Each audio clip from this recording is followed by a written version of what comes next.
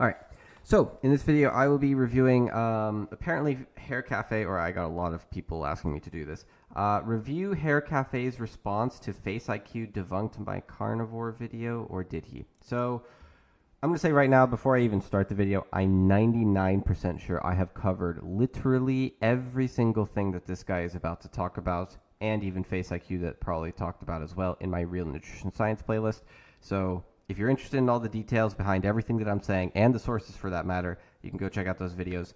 I mean, it's like a 2, 3, 4 hour playlist. I can't even remember. It was incredibly exhausting to make, though. I will admit that much. So yeah, it has all the information behind it, all the sources. Anyways, let's hear what he has to say. Sup, chooms, how y'all living? Hope everything is Nova and you're all having a preem week. Well, okay, I don't necessarily know anybody who plays Cyberpunk knows that this guy's a gamer because he says Chooms and Nova. It feels really rehearsed and scripted, like it feels like eerie, right? But he is a gamer, so I would say, I like it. I like that part about it. So.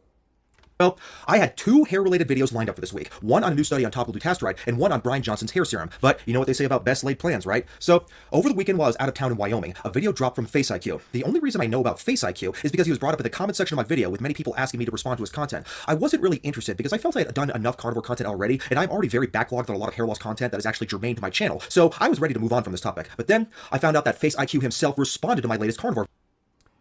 Bro, you're using YouTube White. Yeah. Okay. Hold on. This is something that bothers me.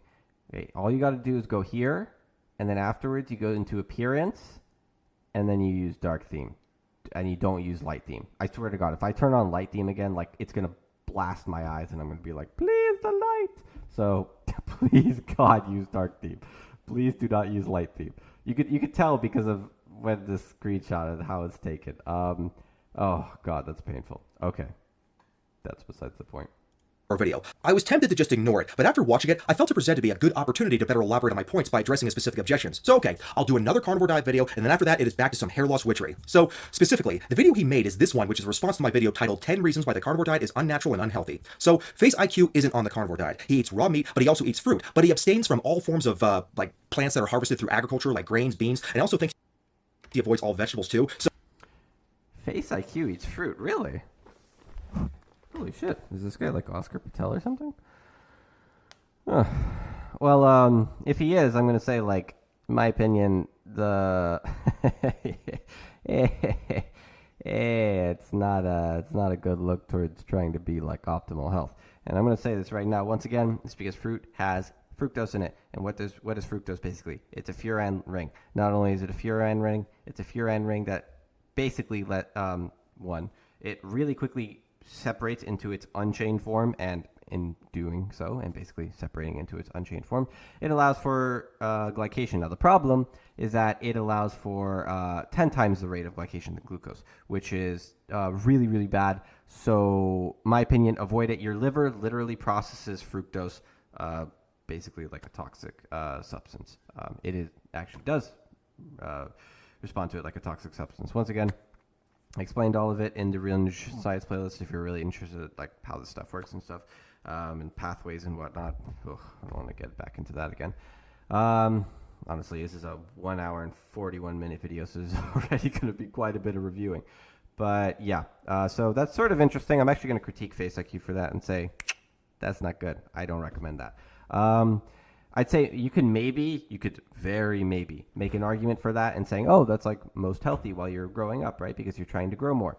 Maybe. Okay, maybe you can make that argument, right? But my personal opinion, no. It's better to just have milk. Milk is in my opinion, a much better growth factor than carbohydrates and fruit, especially fructose. Jesus Christ. That is not healthy at all. That's sort of interesting. Why would he say that he's carnivore then?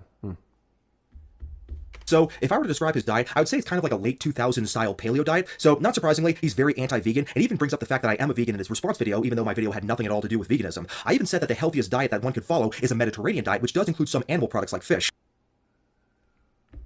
So that's sort of interesting. Yeah,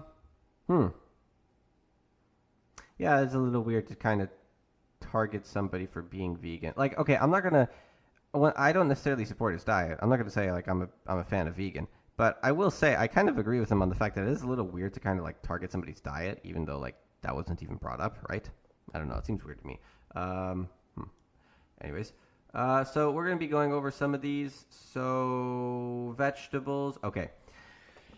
I don't necessarily think this is healthy. Once again, a lot of these studies, the reason I'm saying a lot of these studies, he probably is referring to the Mediterranean diet because, like, oh, this is like what was studied based on the information that we have, the what I would like to call very, very poor scientific research that we have based on correlation, not actually the details of how something is truly working underneath the surface, but.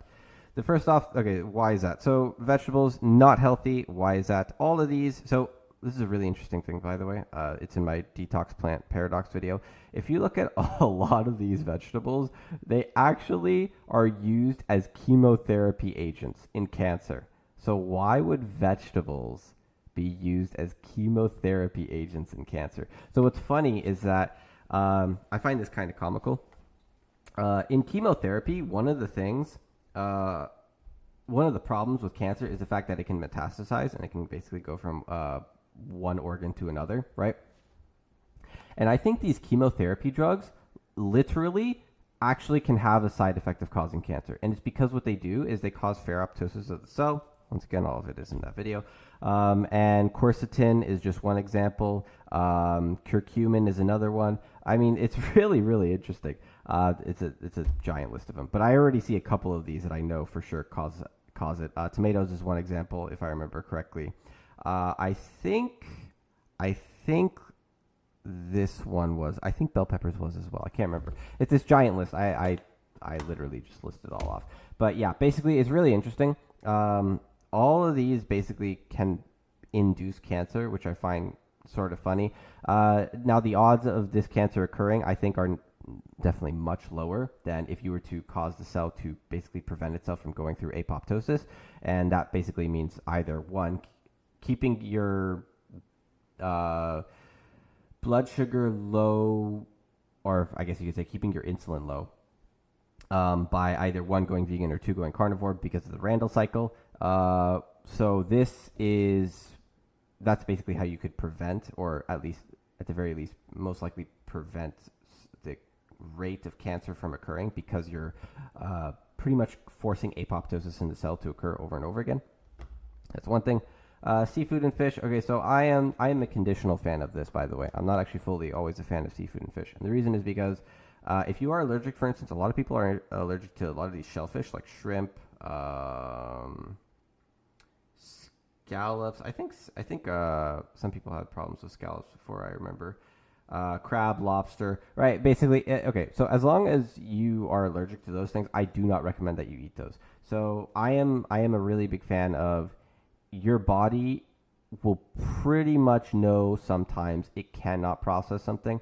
So even though, for instance, you might be carnivore, right? If you are allergic to shellfish, do not eat shellfish. Simple as that.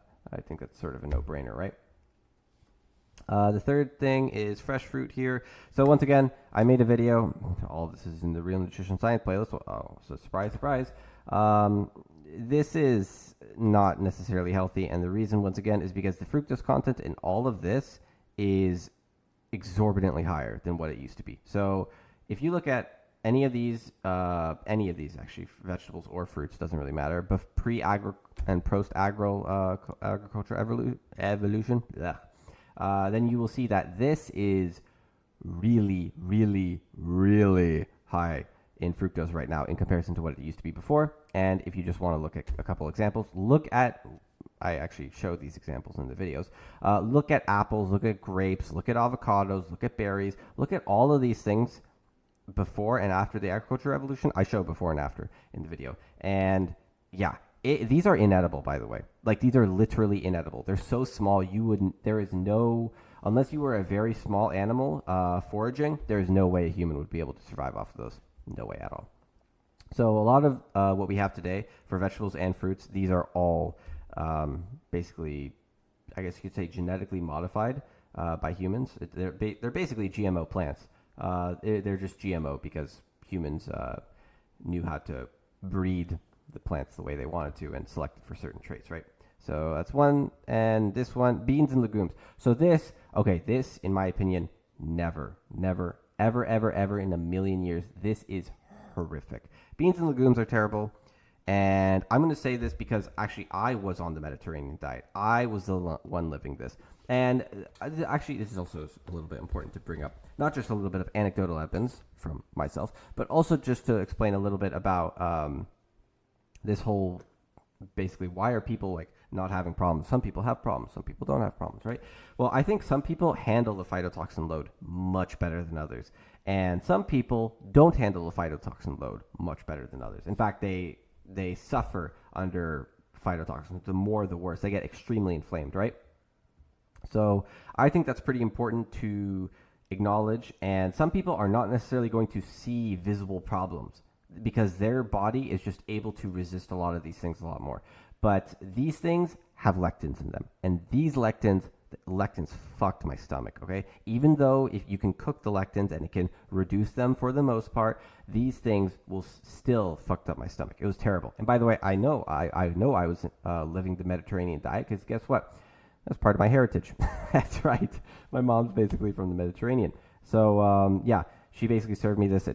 It fucked up my stomach pretty bad. We didn't necessarily know why I was experiencing so many stomach problems, but I was experiencing so many stomach problems. And I would say the largest contributor was definitely the beans and legumes. However, the vegetables and the fruits were also definitely not good. And the reason is because this definitely contributed to, 1, my acne, 2, my muscle problems that I was having as well, 3, my brain fog.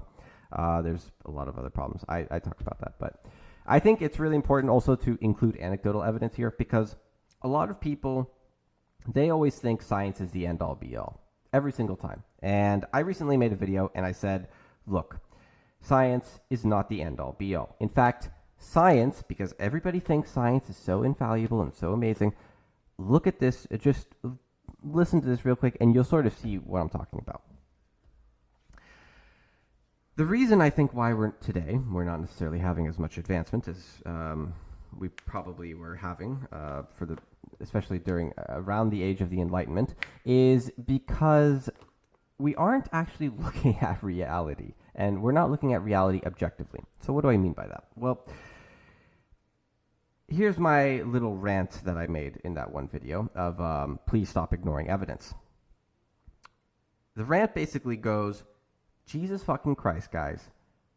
All you need to do is just look with your eyes and stop listening to science so often. All you need to do is see anecdotal evidence sometimes to realize something is or isn't full of shit. So what's the best example of that? Well, Mr. Isaac Newton over here, he saw an apple fall from a tree. And you know what? He didn't necessarily need his entire scientific repertoire. He didn't need his scientific community. He didn't need all of the scientific papers he was reading at that time in order to tell him that apple fell from the tree. No, he used his fucking eyes and he saw that the apple, it fell from the tree. So all you have to do is realize, stop using all this scientific data for once. Jesus fucking Christ, even though the scientific data can be very helpful sometimes, stop relying on it so often and just look at fucking reality, all right? If somebody's experiencing problems and you're saying, go vegan, and then they go vegan and it doesn't do anything, right? Clearly there's issues here. But the exact same thing, by the way, applies to carnivore. So if somebody is experiencing problems and then you say, go carnivore, and then they go carnivore, and it doesn't work for them as well, that means there's something wrong. So even though I am carnivore, because it works for me, and I know that it works for me, and not only do I know it works for me, I'm pretty sure it also works for everybody, but you have to adjust to it in certain ways. A lot of people have problems, in my opinion, due to gallbladder and bile sludge, which is what I actually initially experienced on the carnivore diet, and nobody told me. Nobody necessarily explained anything. So I think that's pretty important to mention out there. Stop relying so much on science and a lot of the bullshit, especially that science purports today, because if you haven't seen my videos explaining how bullshit a lot of science is today, with the amount of p-hacking, the amount of cherry picking, I mean, holy shit, the amount of ways that you could just fraud your data in science today. I even reviewed this one doctor, and he basically goes over why he doesn't trust medical literature today. He even showed the study, and he showed the clear instance of cherry picking and no, he wasn't It was sort of p-hacking, I guess. I mean, he was trying to report something that was clearly statistically significant, even though he was basically just throwing spaghetti at the wall and hoping something would stick, right? Measuring tons of different variables and then wondering which one falls out of place, right? That's a classic scientific method if you really want to screw with your data and say, aha, I got you. See, look at this. This drug really does help. Or see, aha, look at this. Fruits and vegetables, or aha, chocolate really does help with sleeping better. No, it's because you measured tons of different variables and then you picked the one that suddenly fell out of place and then you use all that data instead of actually going with what the scientific method is supposed to basically be, and it's to observe one variable, not throwing spaghetti at the wall and hoping something sticks. So I think that's really important to include before we go any further, because he's probably going to bring up a lot of science, which I will most likely critique, but it's just really important to go forward knowing that. To his credit, though, he did keep his cool during the video. I mean, maybe he took 1 or 2 swings at me, but he didn't completely lose his shit like Eddie Goki did when he responded to my older carnivore diet video, which I'll link below. Also, I should mention that he's playing a sped up video of me, so I know that I talk fast. People joke about that all the time, but I don't talk that fast. I thought I'd just go ahead and throw that out there. But regardless of his demeanor, he's still wrong about most things he says in this video, so I'm not going to go through the entire video because not all of it is objectionable or relevant. So let's go through the points he takes issue with in my video, and I'll go ahead and respond. Okay, so I guess we'll just be going over the ones that he's talking about here. I'm going to provide 10 reasons as to why human beings are not carnivores and have never been carnivorous or meat-based species at any point in history. Never been meat-based is just absolutely insane. Okay, that actually isn't true. Once again, all of this is in my Real Nutrition Science playlist. I guess the first point is already covered. So humans actually did evolve to be meat-based. However, initially we were not meat-based. So what am I talking about here? Well, if we look at Miocene hominids or Australopithecus as 2 examples, those were basically areas where humans were evolving in brain size. The brain size was increasing slightly. However, it wasn't necessarily rapid. It wasn't like a giant increase, right?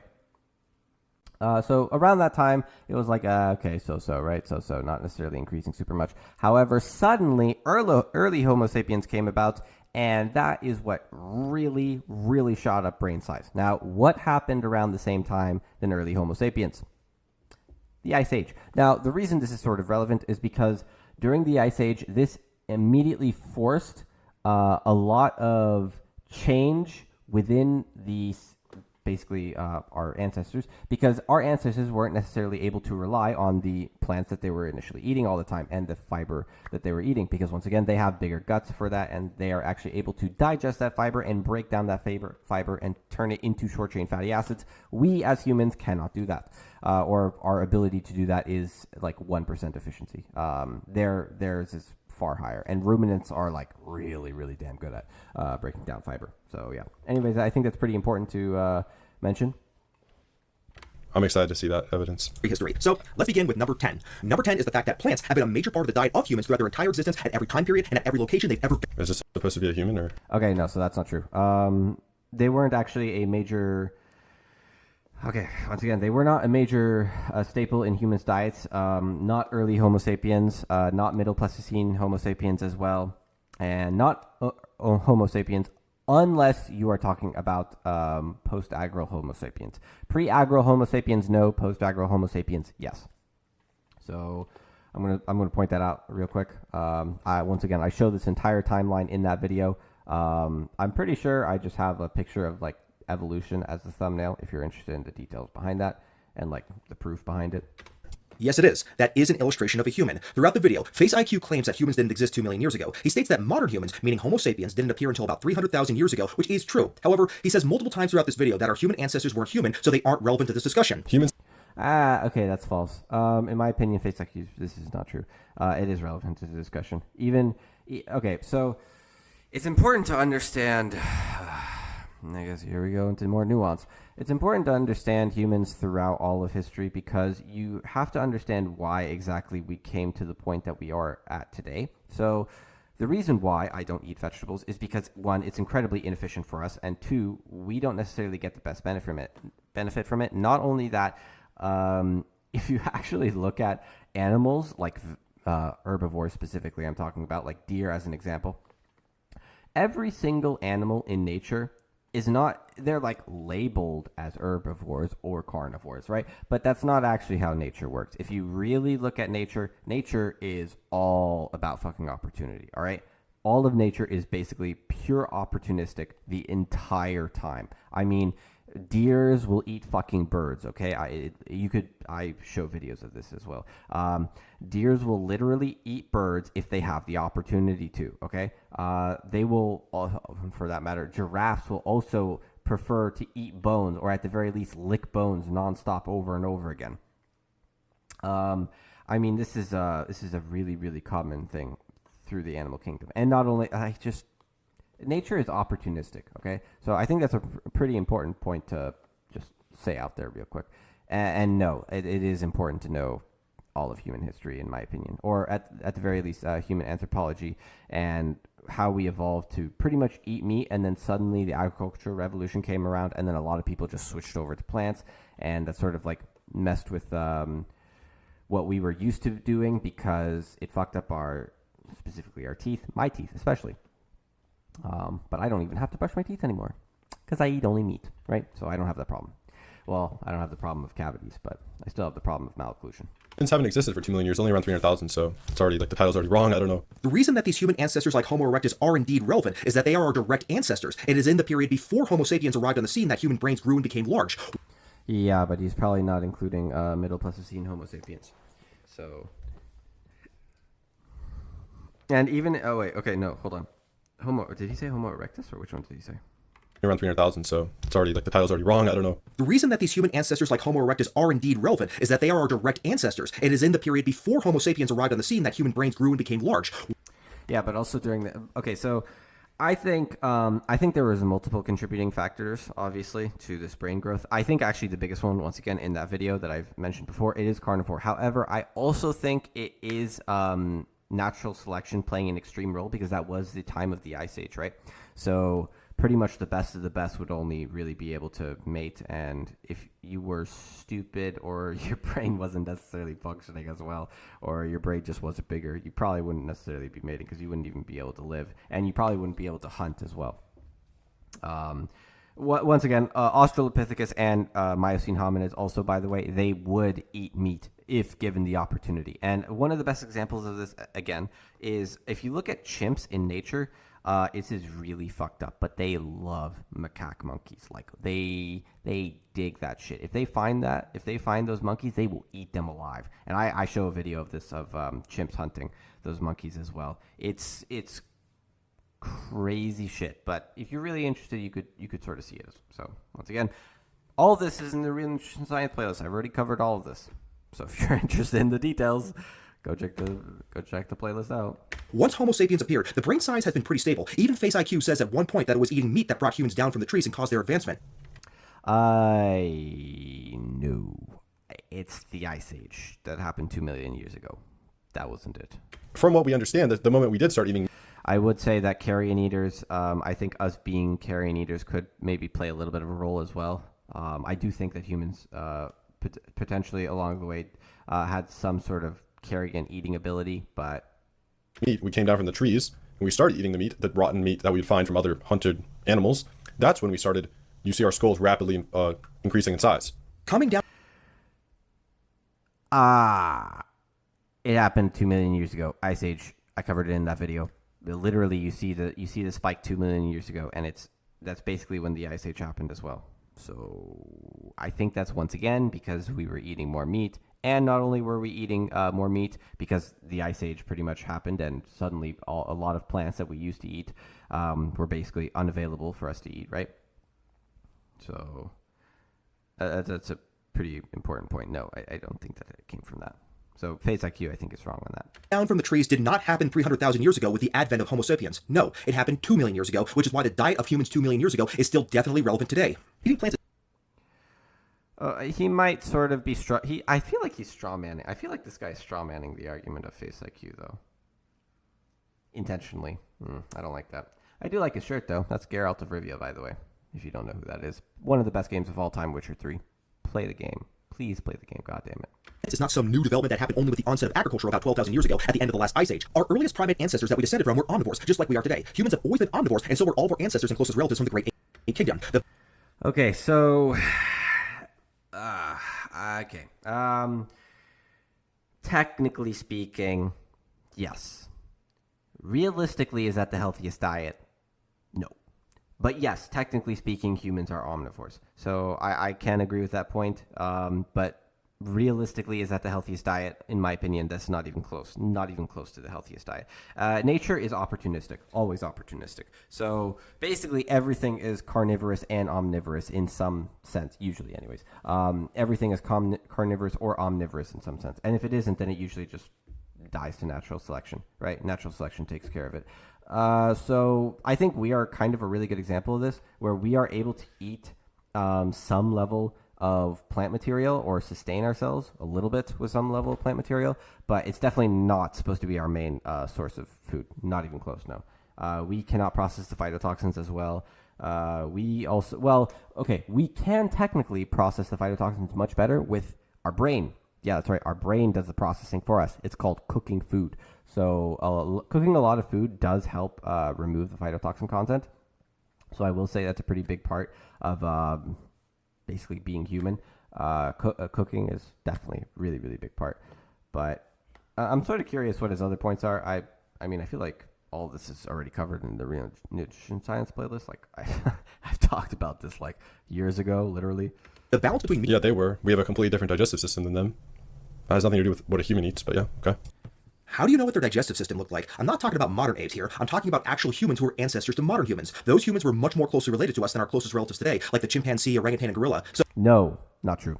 Those were not, actually, and the reason is because those are Miocene hominids.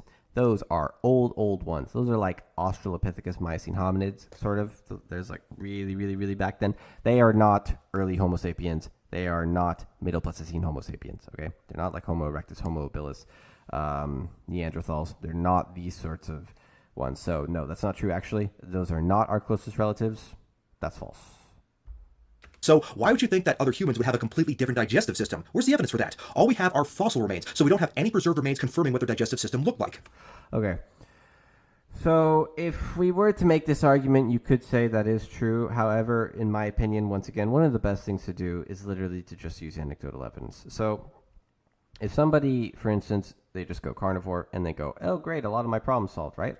Then great. If a lot of people try to go vegetarian and then they go, oh, great, a lot of my problems solved, and then they can't sustain it for some reason because they notice that their hair is falling out or they're getting headaches, speaking from personal experience a little bit on there, then that's sort of an indicator of, maybe this doesn't necessarily work. Once again, all you need to do is you just need to look at the apple and see it fall from the tree. Use your eyes, all right? You don't need the scientific community to tell you that the apple fell from the fucking tree, all right? You just look at the apple and go, it fell from the tree. You don't need the university. You don't need PhDs to tell you this. You don't need your doctor to tell you this. You don't need even a physician to tell you this, or a physicist. Haha, pun intended, yes. I tried to mix those two around. You don't need to tell you those people don't need to tell you the apple fell from the tree. You just need to notice it with your eyes. If you're experiencing problems and you have symptoms, clearly there's problems happening.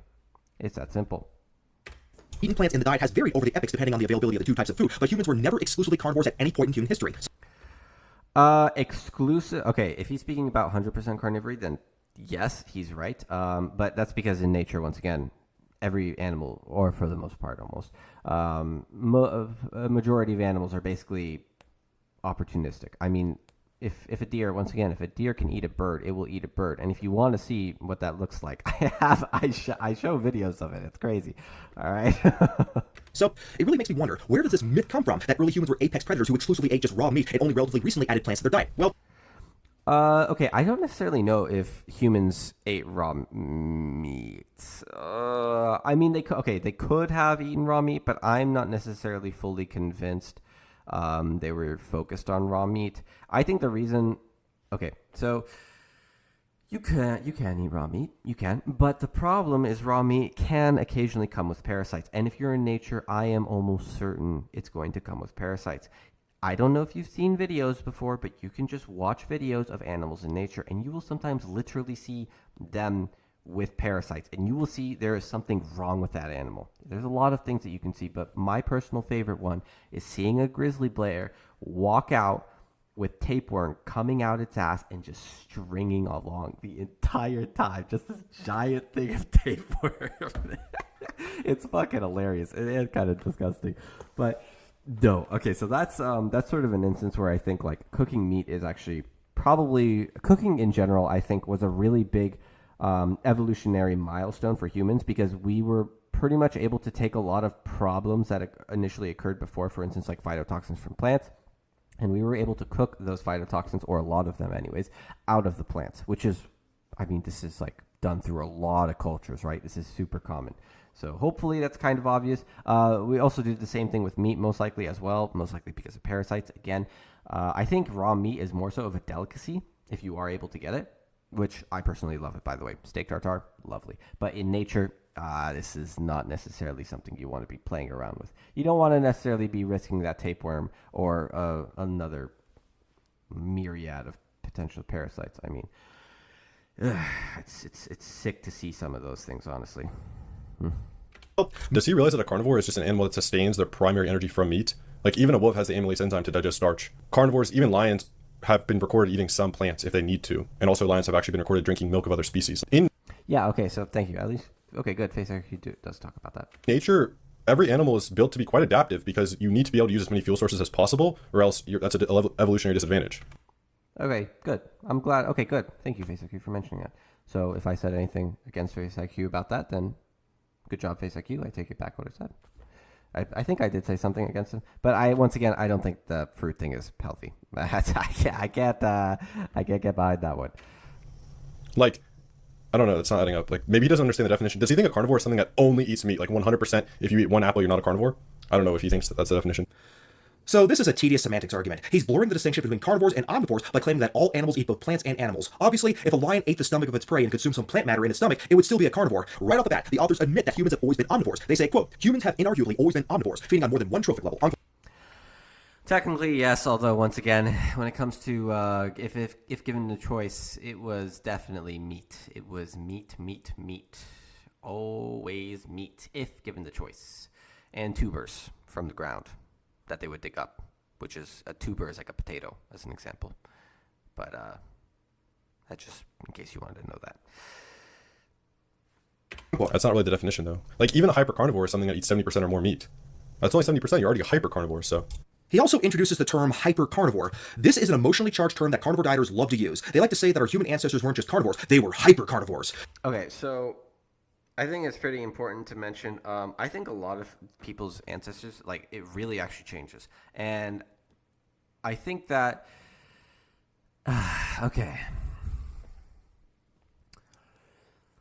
Meat is obviously the healthiest, in my view, for a myriad of reasons, but I think probably the biggest one is the fact that it just doesn't come with phytotoxins, and that the nutrient abundance and nutrient density of meat is just immensely higher than plants, and the in multiple ways, not just the vitamin and the mineral content, but also the protein and the amino acid content. And that's because, once again, if you know how amino acids work, which I explained in the Reading Nutrition Science playlist video, you would know that plants are basically very high in very specific amino acids. So in order for a vegan to really get like big gains, for instance, and be a bodybuilder, they would have to basically have tons of different plants that all have essential amino acid levels that are relatively the same, because any excess amino acids gets converted into glucose. So once again, it's not healthy in my opinion. You don't necessarily need to be adding excess glucose. I'm not necessarily a super big fan of adding tons of excess glucose, like carbohydrates and stuff, especially phytotoxins, for Christ's sake. And that's because of glycation. Not necessarily a fan of that. Once again, I've sort of explained that before in that video in the Reading Nutrition Science playlist. I think the one is, what was that called again? Doctors won't teach you this or something. Doctors don't even know this. I can't remember what the name was, but there's tons of videos in there. This is misleading, though, because the terminology of hypercarnivores and hypocarnivores doesn't mean what these carnivore gurus think it means. The terminology comes from this article from 1988. The article describes the eating habits of animals that are predators, meaning animals that kill other animals for foods. Some of these animals, like lions, are considered to be true carnivores, but others, like bears and dogs, are actually omnivores. So, to classify the eating habits of these different predators, the author came up with the terminology of hypercarnivore, mesocarnivore, and hypocarnivore, depending on what percentage of the diet came from meat. Okay, so I think it's sort of important to mention again, but like it's all opportunity, right? I mean, if they have the opportunity to eat meat, they're gonna fucking eat meat in most cases, all right? It's just the way it is. most animals, it seems as if I haven't necessarily tried feeding a deer exclusively birds yet, but anybody who does can let me know how that works. Yeah. Once again, if you watch that, I swear to God, if you watch, I have it in there. If you see deers eat birds, it'll sort of like shock you and shit. But yeah, it's really, really common, super, super common. So. Hypercarnivore was defined as greater than 70%, but clearly an animal that consists of 30% plants in its diet is still an omnivore. So an animal could be defined as a behavioral hypercarnivore, but still be a physiological omnivore. Okay, I don't really care about the semantics too much. I don't necessarily want to get into a semantics argument. I want to talk about what's healthiest, all right? Not necessarily semantics. This term is merely a distinction between different predators. In actuality, a true carnivorous animal like a lion, a crocodile, or a polar bear will eat nowhere even remotely close to 30% of its diet from plants. It's going to be close to 100% or at least 99%. The few plants that they do eat will be mostly from inadvertent consumption, like through eating the stomachs of their prey that contain plant matter. And that's probably why carnivores do produce the amylase enzyme in the pancreas, but they don't produce salivary enzymes like herbivores and omnivores do, but we'll get into that more later. Okay. In nature, every animal is built to be quite adaptive because you need to be able to use as many fuel sources as possible, or else that's an evolutionary disadvantage. I would agree that evolving to be able to benefit from all food sources is an evolutionary advantage, and that's one of the reasons why humans are so successful, because we're omnivores. However, true... Yeah, but once again, doesn't necessarily mean it's healthiest for us. So I think this is like it's really important to be like what really is healthiest, because if it really was healthiest to eat plants, I'd be fucking eating plants. All right, I'd be munching down on that shit. But it's not healthy, and it's not healthy for a myriad of reasons. Once again, if I eat that jeez, if I eat those fucking beans and legumes again, I was gonna kill my stomach. But if I don't eat those beans and legumes, and if I eat, like, for instance, fruit, then I'm going to start feeling that really exhaustive feeling and brain fog, and basically fatigue that I would have all the fucking time. I would wake up with this every single time, and it's because I would be eating fruit that my parents would be serving all the fucking time. It was terrible. So, yeah, once again, I think it's just important to sort of include anecdotal evidence every now and then, because it's a lot of these arguments for science, I don't think are good right now in the current day and age, and that's because money rules today's day and age. It's not science. So like objective science does not rule today's day and age. It's money. So because of that, it's like I don't. You can bring up the science, yeah, and I'll like argue on the science, but I don't necessarily. Even though I used to be all about science, I'm not necessarily a super big fan of it, because the amount of money that just distorts science right now is really fucked up. Carnivores are not that adaptive. If a lion or a crocodile were in an environment where there were no animals around, they would definitely starve to death. So even though carnivorous animals may occasionally eat plants through inadvertent consumption, the big distinction here is that carnivores will starve to death if they don't have meat. Omnivores won't. Like, I don't know, that's not adding up. Like, maybe he doesn't understand the definition. Does he think a carnivore is something that only eats meat? Like 100%, if you eat one apple, you're not a carnivore? I don't know if he thinks that that's the definition. No, I don't think that. But if you were to take a carnivorous animal like a crocodile and an omnivorous animal like a pig and feed them only apples, then the crocodile would starve to death, but not the pig. Does that make sense? Cool, let's go ahead and move on. Humans haven't existed for 2 million years, only around 300,000, so it's already, like, the title's already wrong, I don't know. Again, humans have existed for 2 million years. You can't just discount the importance of our evolution before modern Homo sapiens, because... I agree. I agree with him. I do agree with him. This guy, this Haircafe on that one, though. Yeah, you shouldn't be discounting a lot of these other humans throughout human history. It's not a good idea. It's because you have to know where it started, and you have to know also in some sense why it started, right? Like, why did humans get bigger brains? Why did all of this happen? It's probably because humans were they weren't able to eat what they are used to eating, basically, which is the plants. Homo, I think, what was it? Australopithecus and Miocene hominids basically weren't able to eat plants because of the Ice Age. So suddenly, what did they do in response? Well, they had to eat meat, and not only did they have to eat a lot more meat, they also had to, well, I guess you could say natural selection did a lot of the work as well, where a lot of the more stupid ones didn't necessarily last as long, right? So there's a lot of natural selection going at play during that Ice Age, and just because a lot of things died during that time. So yeah. Because it was during that 2 million year period that the human brain developed and enlarged to the size it is now through modern humans. So modern humans didn't just spontaneously appear 300,000 years ago. Their existence is a consequence of natural selection brought upon by millions of years of previous evolution. And during those millions of years when the brain developed, humans ate predominantly plants, and I'll discuss that later. No, they didn't eat okay, once again, they did not eat predominantly plants during this time. They did eat predominantly meat. Specifically, early Homo sapiens and Middle Pleistocene Homo sapiens did. But before then, Australopithecus and Miocene hominids, the ones that we really, really, really originate from, like longer time ago, then yeah, those ones do. Yeah. Later in the video. Well, the researchers who are quoted in the article don't talk like neutral scientists. In fact, they don't sound much different from social media influencers who are trying to stick it to vegans and vegetarians. For instance, what Look at his emotion, man. Because he's a vegan, so yeah, it makes sense. His cortisol's definitely high for sure. them says, quote, for many people today, the Paleolithic diet is a critical issue, not only with regard to the past, but also I think he's just trying to be a little bit entertaining, right? This hair cafe guy seems like pretty chill for the most part. I feel like, or at least it seems as if so far. I could be wrong, but I don't know.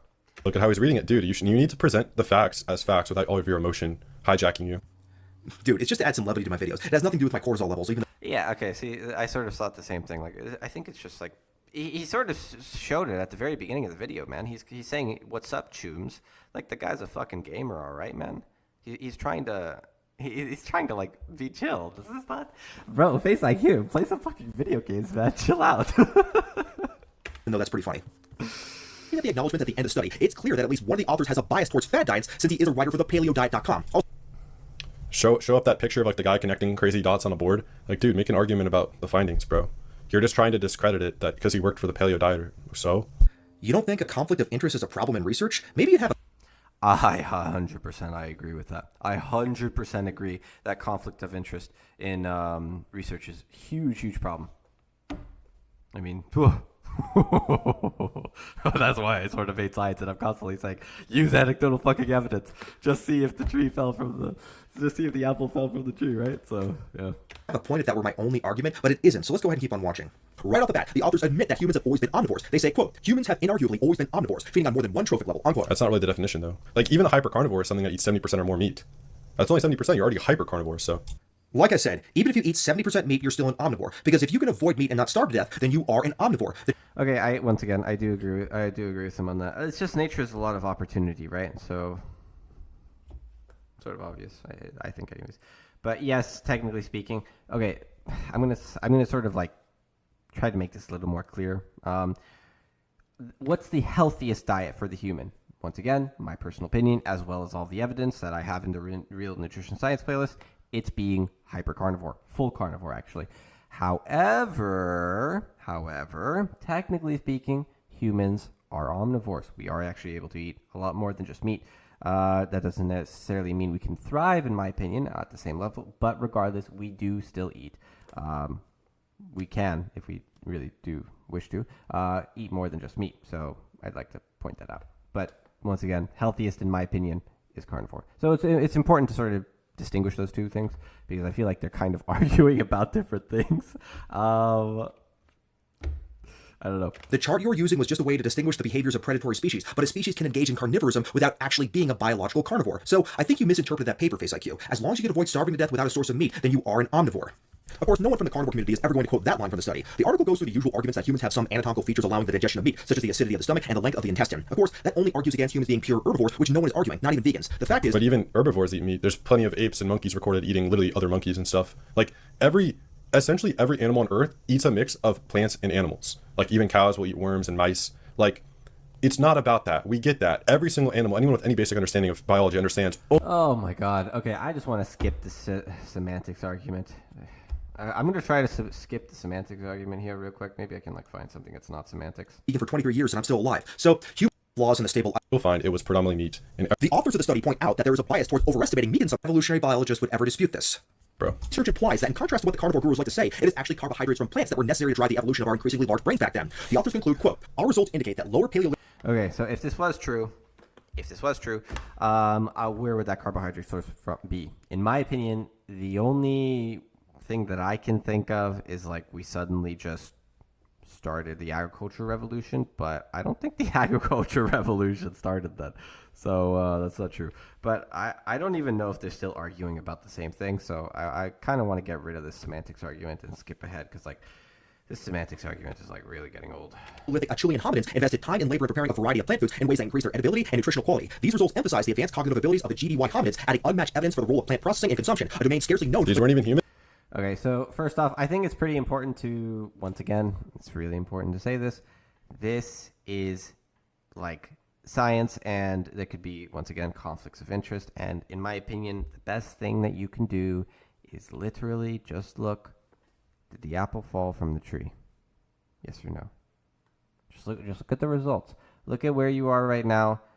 That's sort of also a problem about life, sadly. Some people get to experience these problems early and then fix them, and then some people don't experiencing them so early, and then they have to fix them later. But it's sort of important for me to say that real quick, because a lot of people, they have no reason to change. Like, I changed to carnivore probably because I had no other choice. Like, my body was just basically going to shit, okay? So I had no other choice. I had to switch to carnivore.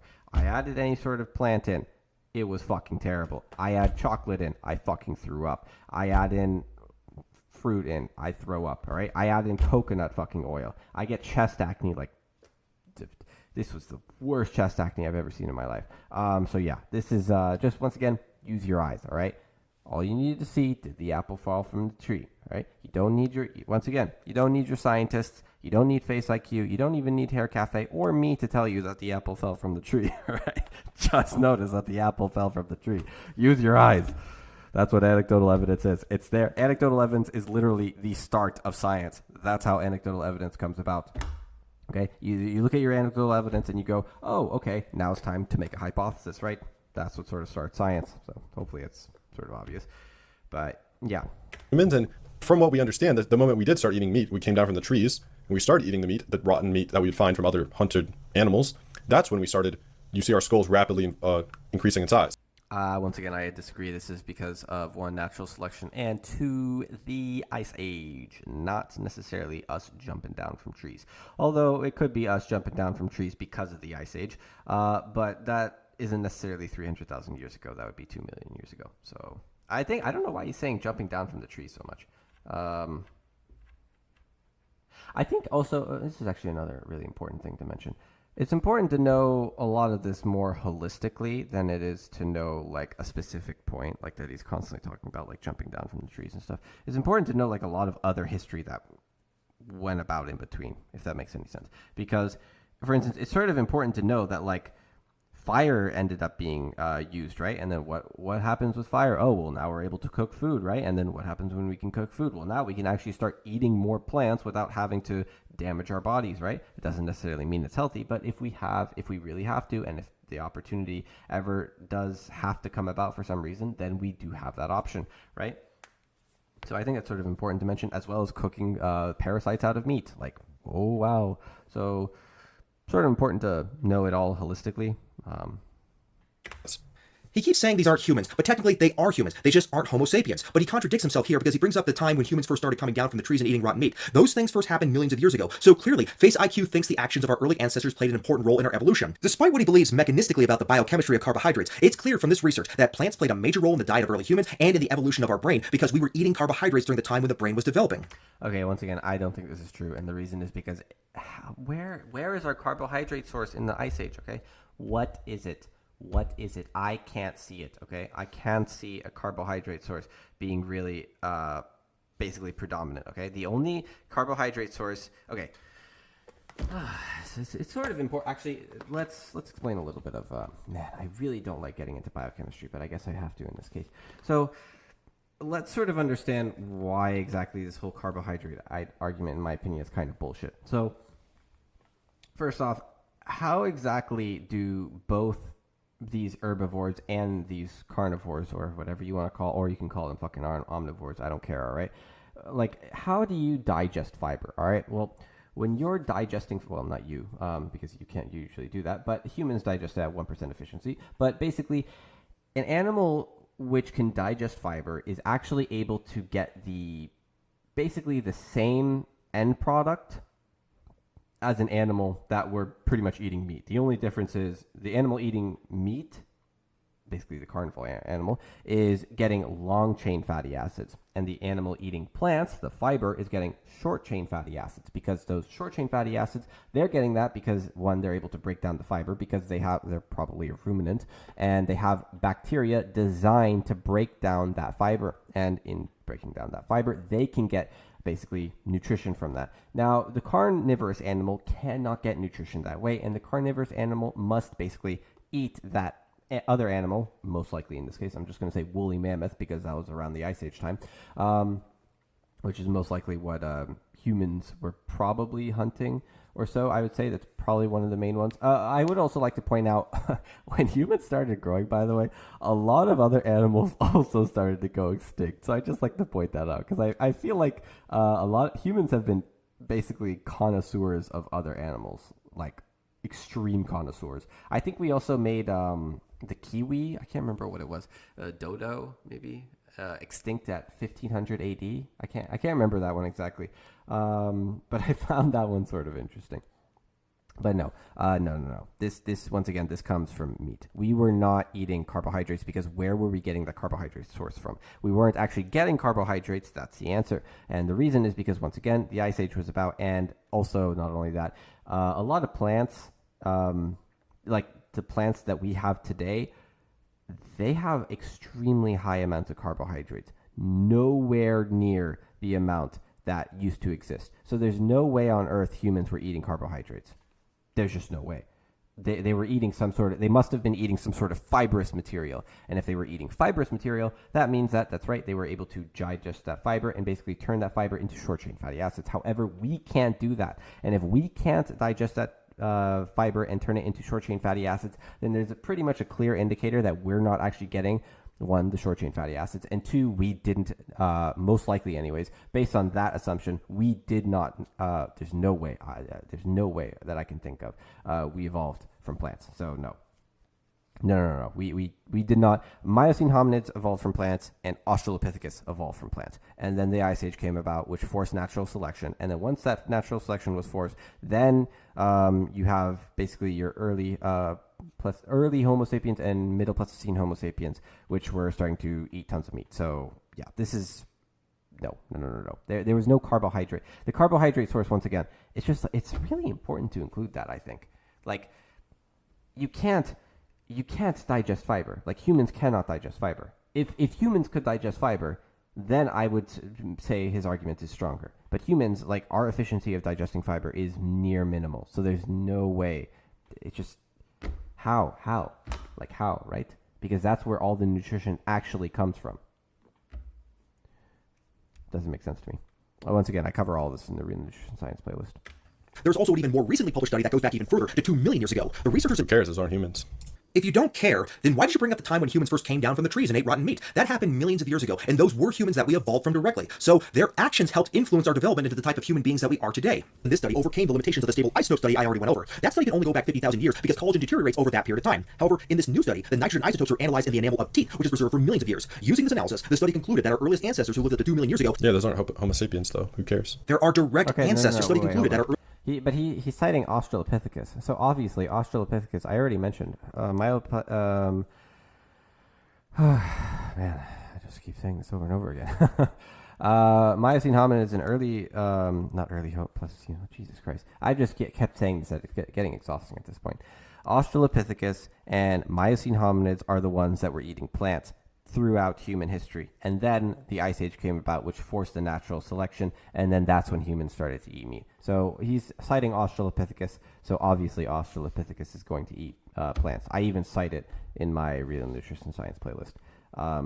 They ate some meat when they had the chance. Once again, it's all opportunity, but they were primarily eating plants, and that's because they are able to digest that fiber. They're able actually to turn that fiber into short-chain fatty acids.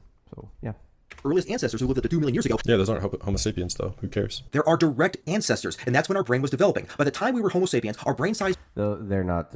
I wouldn't say they're direct ancestors. They're definitely much farther down the line. I'd say, like, Neanderthals are more direct than Australopithecus. is pretty much fixed. So all the brain development in humans occurred before we evolved into Homo sapiens. So you can't just dismiss this data. So FaceIQ is done with this point, but I'd like to go ahead and add one more thing about the supposed hyper-carnivore period of human existence. At the height of the Ice Age, when crops were scarce, even if humans were forced to eat more meat to survive, that doesn't mean it was the ideal diet for them. It just means that humans were flexible enough to adjust to the environment, which is typical of omnivorous species.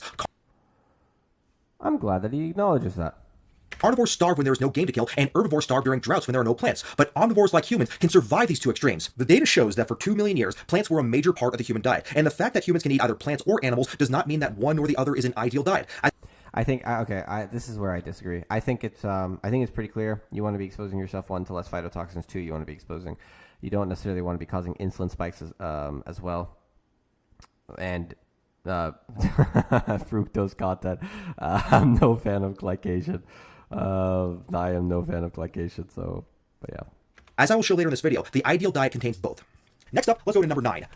Once again, I disagree with that one. But number 9 is the fact that unlike true carnivores, eating meat causes atherosclerosis in humans. Okay, this is not true. If it was, I should get atherosclerosis. I don't have that. And I think like the best example is probably his name is Mopar. I think he goes by Mopar on YouTube.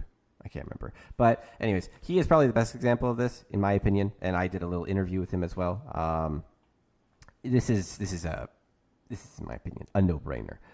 This guy, he should have died from a heart attack a long time ago. He didn't die. So clearly, once again, use your eyes. All you got to do is use your eyes. Did the apple fall from the tree? Yes or no, right? Use anecdotal evidence because, once again, I'm going to say this over and over and over again.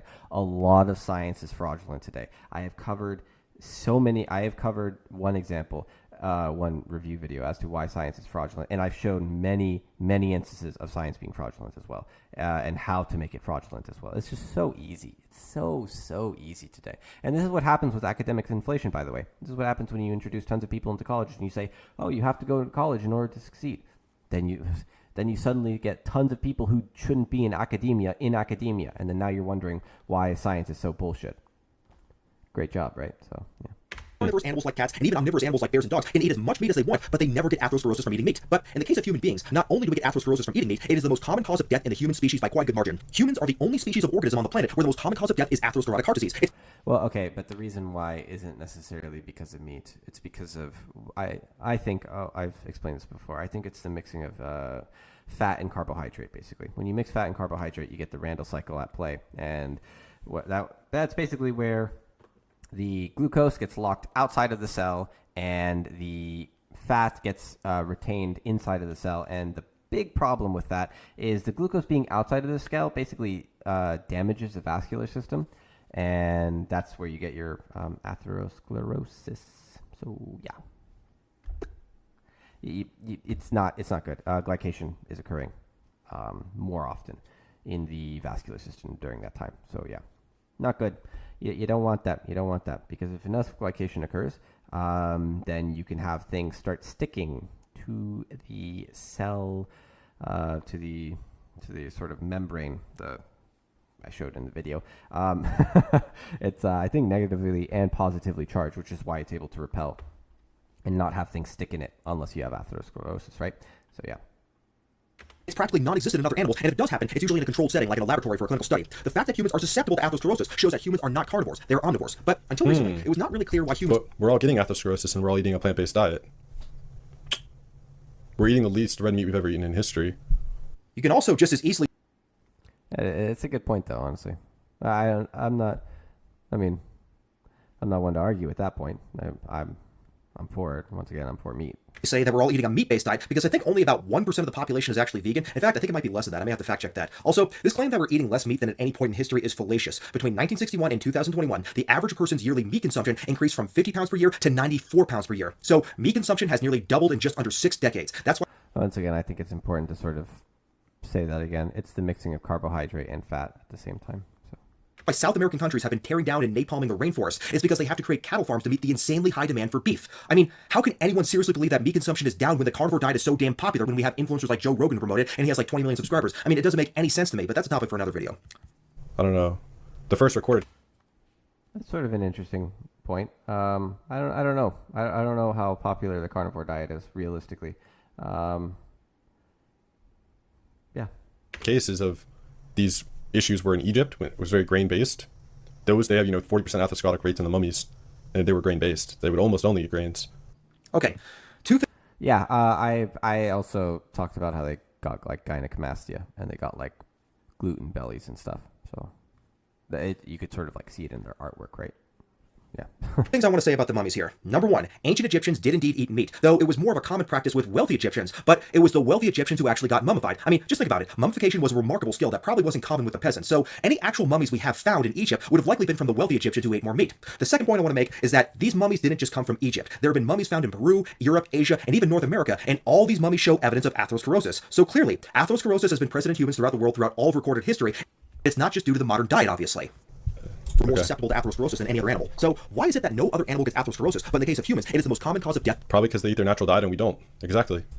So why is it that no other animal gets atherosclerosis, but in the case of humans, it is the most common cause of death? Probably because they eat their natural diet and we don't. Exactly. By far. Well, that mystery has finally been solved. The reason why is because during human evolution, humans actually lost a gene that other animals have, and the lack of this particular gene is I figured it was going to be this argument. tied to the I'm not a big fan of the genetics argument. Yeah, I'm not a fan of the genetics argument. So, I think genetics is a pretty big scapegoat for a lot of reasons of stuff. I'm like, oh, well, this problem is because of genetics, right? I hate that argument so much. production of atherosclerosis caused specifically by... I hate it because it's just false. It usually never holds up. Like, if genetics really were the problem, then these people with like Crohn's, ulcerative colitis, all like these autoimmune conditions told that they're genetic, and then they go carnivore, and then those genetic problems just disappear. That's not genetic, okay? That's environmental. by eating red meat. Associated, so it's incidence, not risk, actually. It's just the incidence of self-reported consumption. Yeah, it's just correlation studies. It's not cause and effect. This is not associative data I'm bringing up. I'm about to make an argument using mechanistic data, so you're anticipating the wrong argument here. Go ahead and keep watching. Our human ancestors lost a gene to produce a specific acid in the body called NEU5GC. We lost this gene about 2 to 3 million years ago. Since humans don't produce NEU5GC... 2 to 3 million years ago?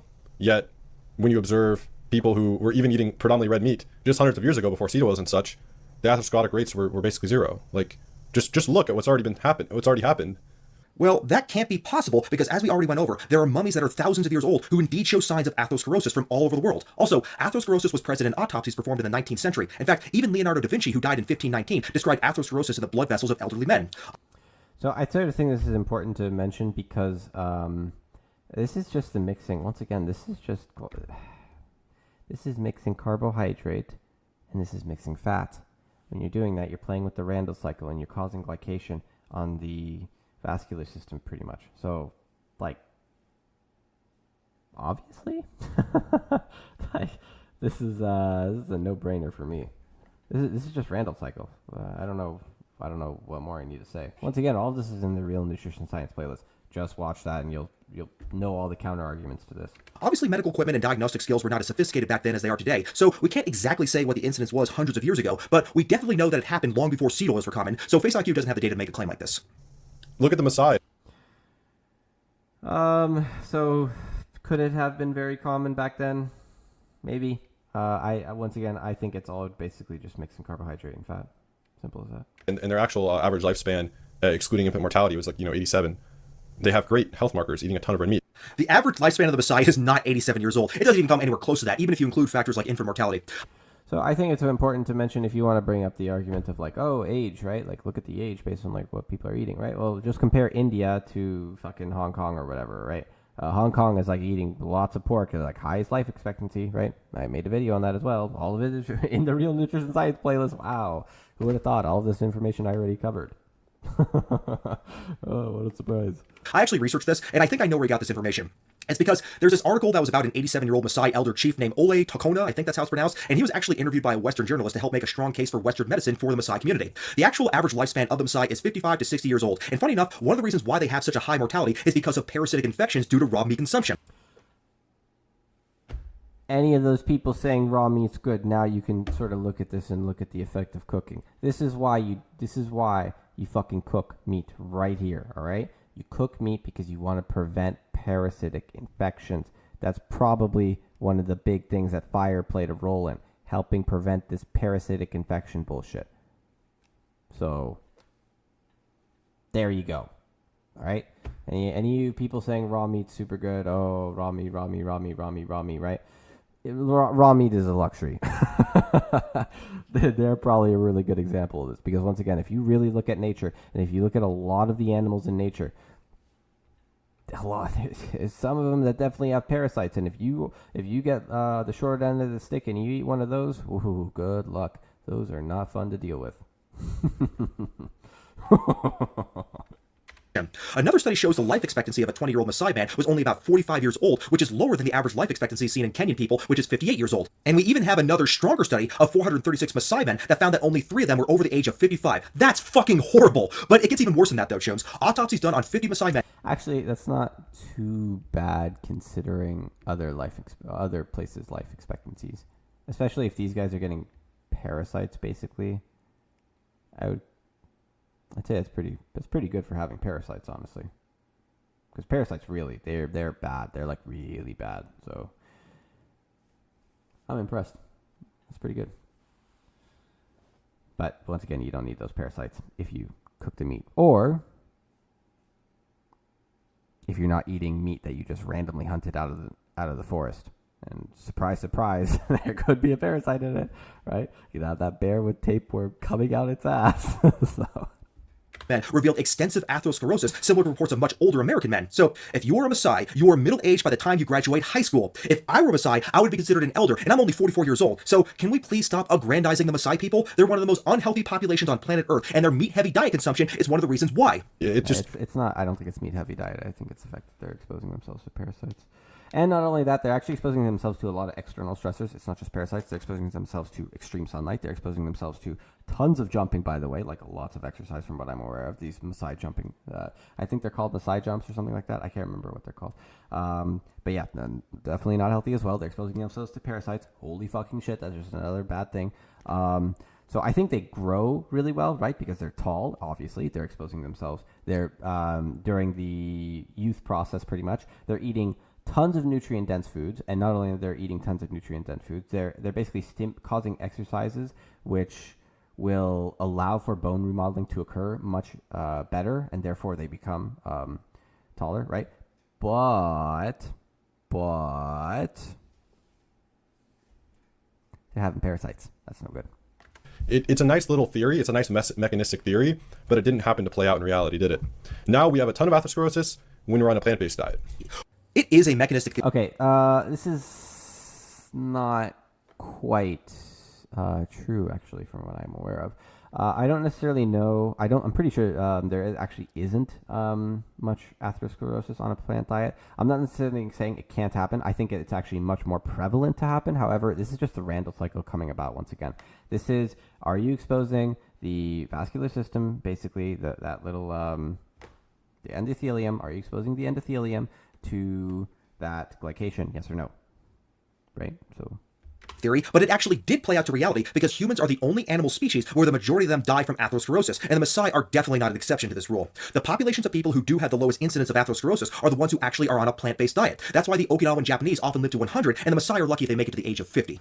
No. I think I already covered blue zones before and why that's like bullshit. Yeah, I'm pretty sure I covered that already. Like, if you ever actually go to these places and you, like, literally go to them and you see what they eat, it's like, I don't necessarily know if what they reported is fully true, right? So, but, I mean, hell, I traveled all over the world, for Christ's sake. It's exhausting. That's why I stay in my room all the time. Since humans don't produce any... Yes. When you lose this gene, it leads to hyperglycemia, which leads to diabetes. Even though a carnivore diet, to be fair, even though it's not optimal, it actually reverses diabetes when you stop pouring the sugar down your neck. Well, he's not looking at the whole chart. Loss of this gene plus red meat consumption leads not only to diabetes, but also to inflammation and atherosclerosis. Once again, this is like, just use your... Okay, in my opinion, this is where I actually sort of was more so siding with this guy because he was, like, chill, but I'm going to say this, like, just to say it, just use your eyes, man. If carnivores are preventing atherosclerosis and they're eating meat, then clearly there's something up, right? So, once again, this is just Randall cycle. Don't mix fat and carbohydrate. Simple as that. Red meat does not decrease the risk of diabetes. There's data showing that increased red meat consumption correlates with an increased risk of type 2 diabetes. So, okay, so there's... Don't use... These are the worst studies you can be using, okay? I already think a lot of science is pretty fraudulent as it is.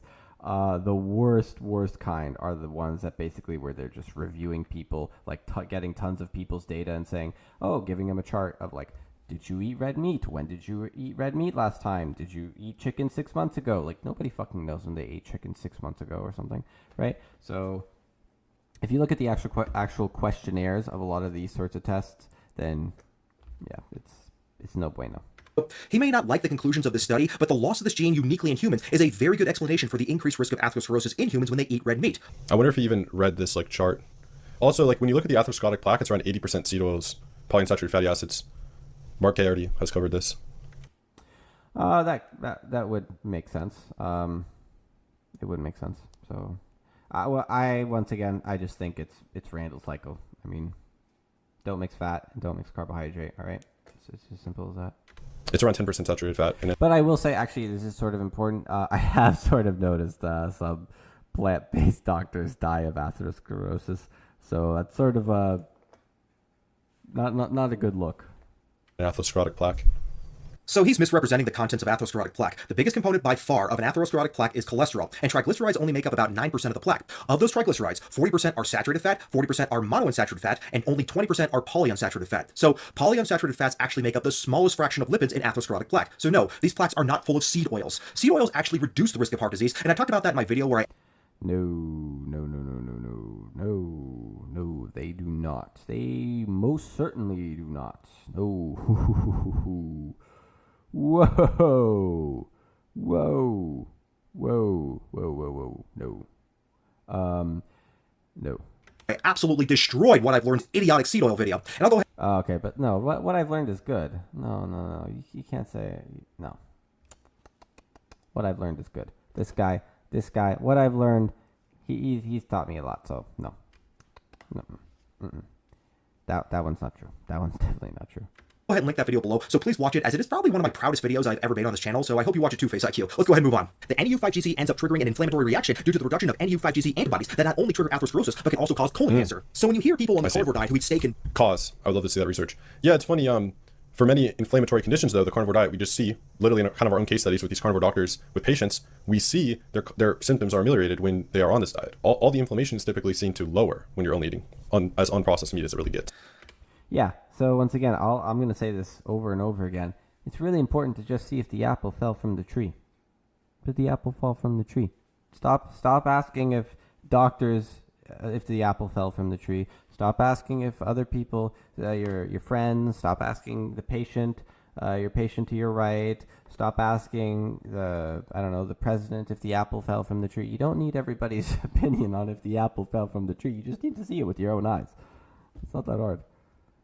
Every diet that has ever existed has had its proponents who swear by its health benefits. There are even vegan doctors like Dr. Michael Greger who claim that there are patients who have reversed coronary plaque formation by switching to a plant-based vegan diet. Yeah, and once again, I'm going to say this most certainly probably would happen, and that's because of the Randall cycle, and it's because you're reducing the fat and the carbohydrate content mixing together. And when you're doing that, you're basically lowering the amount of damage that you're causing to the endothelium. So this is like, yeah. But once again, I don't think that makes it the healthiest diet. But yes, that's my explanation for that. So, without proper controls, we cannot draw any conclusions from these anecdotes, especially since these carnivore doctors all have strong conflicts of interest, since being a carnivore influencer is literally their job, and a lot of them sell supplements. Okay, yeah, I agree with him on this one. A lot. I don't like this conflict of interest. I don't like this stuff of like selling you stuff. So, I don't like the... It is pretty messed up, but I really don't like people constantly being like, oh, buy my LMNT, oh, buy my this, oh, buy my that, right? I think, like, if you're going to say buy my this, buy my that, you should definitely have, at the very least, a video explaining when you should and you shouldn't use it. Like, and be very explicit about that. Because I made a video on my Cerule thing, and that's probably the only supplement that I get money out of selling you. I actually get like $6 basically selling you a Cerule bottle, which is nothing. From what I'm pretty sure it was $6 if I remember correctly. I get $6 and I get if I get $18 total, then I get one free bottle for myself or something like that. I can't remember what it was, but it's the bottom line is I use it, and I use it a lot myself. So that's the only reason I'm going to sell it to you. But if I'm not using it, I'm not trying to sell you bullshit. Like, I really, really do hate this constant, like, buy my this, buy my that. You should get this, you should get that. Like, this consumerism, ugh, sickening. seeing this is, I'm not gonna lie, he sort of sums this up. It's pretty accurate. Per day and claim that it's a species-specific diet, they're completely full of shit. The carnivore diet is literally the least species-specific diet a human being could possibly follow, and that is because it causes disease. No, that would be your diet, a vegan diet, which has never been recorded in nature, not even once. That's not true. Okay. A vegan diet has been recorded, but it's been recorded specifically for Miocene hominids and Australopithecus more so. Not necessarily. Well, actually, no. It's actually been more recorded for cows, like ruminants, right? I'm trying to think of like the closest herbivore thing that doesn't eat any animals at all. But I mean, like all of them eat a little bit of animals, so. No, but it's for any of them that can actually digest fiber. That's it. Humans can't digest fiber, so yeah. Cool. Good thing I don't give a shit, though. I've never claimed that a vegan diet is a species-specific diet. That doesn't matter to me in the slightest. Even if I were not a vegan, I would have still made this video making the exact same points because this video is not about me. It's humans due to a specific genetic... That's where I disagree. That is where I disagree. I disagree on that. I think if he wasn't a vegan, I think his video would be much different. I think, I'm going to say this over and over again. People have no reason to change until they experience problems. That's basically the bottom line. Why don't people change? You just look at people and go, man, why don't you just change? Like, Jesus Christ, just change. You're fat, you're extremely obese, you're smoking cigarettes, you're doing this, you're doing that, right? And the reason why people don't change in the end is because they don't have a reason to yet. They need to be given like a real reason. And usually that reason comes from some extreme emotional event. When they have that extreme emotional event, then they change. Then they'd be willing to change. But if they don't have that extreme emotional event, that change is probably not going to happen. And not only that, they have to be experiencing problems themselves. So if Hair Cafe over here was like me, and he basically was experiencing tons of these problems, health problems, then he would probably more certainly go carnivore. And the exact same thing most likely applies to me, by the way. If I wasn't experiencing problems, why would I go carnivore? Like, what's the reason, right? So I think it's sort of important to mention that people, you don't really have a reason to change. So no, I don't agree with Hair Cafe's idea on that if he's only doing this video, even if he would do this video even if he wasn't vegan. That's not true. Mutation that occurred 2 to 3 million years ago that doesn't occur in any other animal on planet Earth. So, based on our genetics and evolution... It's just a mechanism which isn't supported by reality. It's a theory. It is just a mechanism, but it is still a logical... Yeah. ...explanation for why humans have far more atherosclerosis than any other animal species, especially... It's just, once again, you're mixing carbohydrate and fat. You don't have carbohydrate in nature is very, very difficult to find. It's extremely difficult to find. It's usually always just extreme fiber. That's the reason why. Okay, so no, this is just the mixing of carbohydrate and fat. All right, that's it. Especially since the populations that eat the least amount of meat but the most amount of plants have the lowest rate of atherosclerosis. And it also goes against the idea that humans are uniquely attuned to eat a meat-based diet. So the mechanism is definitely logical considering humanity's unique problem with heart disease that doesn't apply to any other animal species. Okay, and there's a million mechanisms I can point to in every single food that cause an issue without nuance. Okay, every food you eat is unoptimal in deuterium. Okay, well that's actually true. It's it's something actually measurable. Okay, all your foods are like 140 ppm deuterium or more. Your mitochondria are suffering. He's trying to dismiss this as all just theoretical mechanistic. But I do agree with FaceIQ on this one. This one's like, this is not a strong point here at Hair Cafe. Data, but the fact is that if we were as well adapted to eat red meat as he claims, then we would not have lost this gene that prevents us from developing atherosclerosis. He brings up my diet, but this video is not about me or my diet. The argument I am making is that the most natural and most healthy diet a human can eat is an omnivorous diet that is predominantly plant-based. No. The best diet that you can eat is not. Once again, this is like. This all comes down to whether or not you are exposing that endothelium to damage. That's the bottom line. All right, I'm gonna keep it at that, and I'm gonna try to like skip ahead to see if I can find, because I sort of already explained this point. I think it's like I shouldn't harp on it like a million fucking times. I've already beaten it. I beat the dead horse too many times.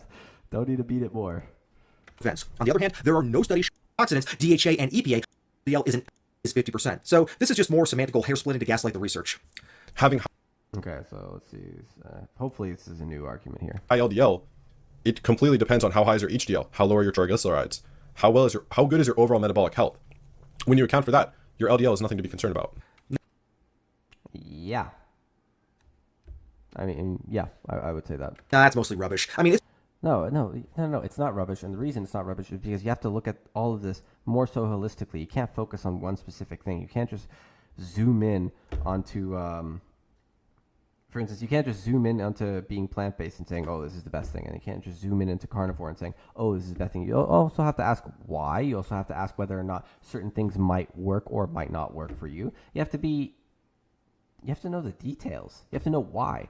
Because if you don't know why, then you might just start going back to mixing carbohydrate and fats again. And once you do that, oh, what a surprise. Now you start having endothelium problems, atherosclerosis, right? So It's true that there are multiple risk factors for atherosclerosis, but all the research shows that even when you take into account all those risk factors, LDL is still the biggest risk factor, and it is completely independent from all other risk factors. So even if you don't have high blood pressure or high triglycerides, you can still develop atherosclerosis if you have elevated LDL levels. Also, the idea that HDL could once again, it's just endothelium damage. You don't glycate the endothelium. That's basically about it. Once you lock the glucose out of the bloodstream, then you got problems. protect against LDL is an outdated theory. We know this because drugs that were developed to raise HDL don't actually protect against heart disease. So it's more like Okay, I think I've covered this enough. Let's see if I can. Oh, vitamin C. Is this a new one? red meat. It's fish, and their diet is still mostly plants. Specifically, they're a complete joke. What do all these blue zones have in common, you may ask? Well, World. Exactly.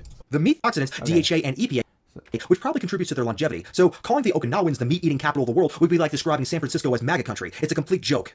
What do all these... No. But if you go to a lot of these places, once again, I'm pretty sure the blue zone thing is bullshit. Somebody already debunked that. I thought. I'm pretty sure it's been debunked a long time ago. But just if I were to go to Okinawa, or especially if I were to go Ikaria, Greece, because Ikaria was one of the places that they said, oh, hey, this is a blue zone, right? And what does this blue zone eat? Apparently, they eat a lot of animal products. A little strange, huh? These centurions are just, for some reason, eating animal products. So it's like, it's not true. It's not true. blue zones have in common, you may ask? Well, they all follow a predominantly, but not exclusively, plant-based diet. If humans were Okay, I'm gonna skip ahead. Hopefully, I find produce vitamin C are carnivores, and that's because carnivores cannot get enough vitamin C from their diet from just eating meat. So if humans are carnivores, they would produce their own vitamin C. Lacks vitamin C. Of course, humans don't produce their own vitamin C. They have to get it from... Well, no, this isn't necessarily no, because you can also a lot of okay.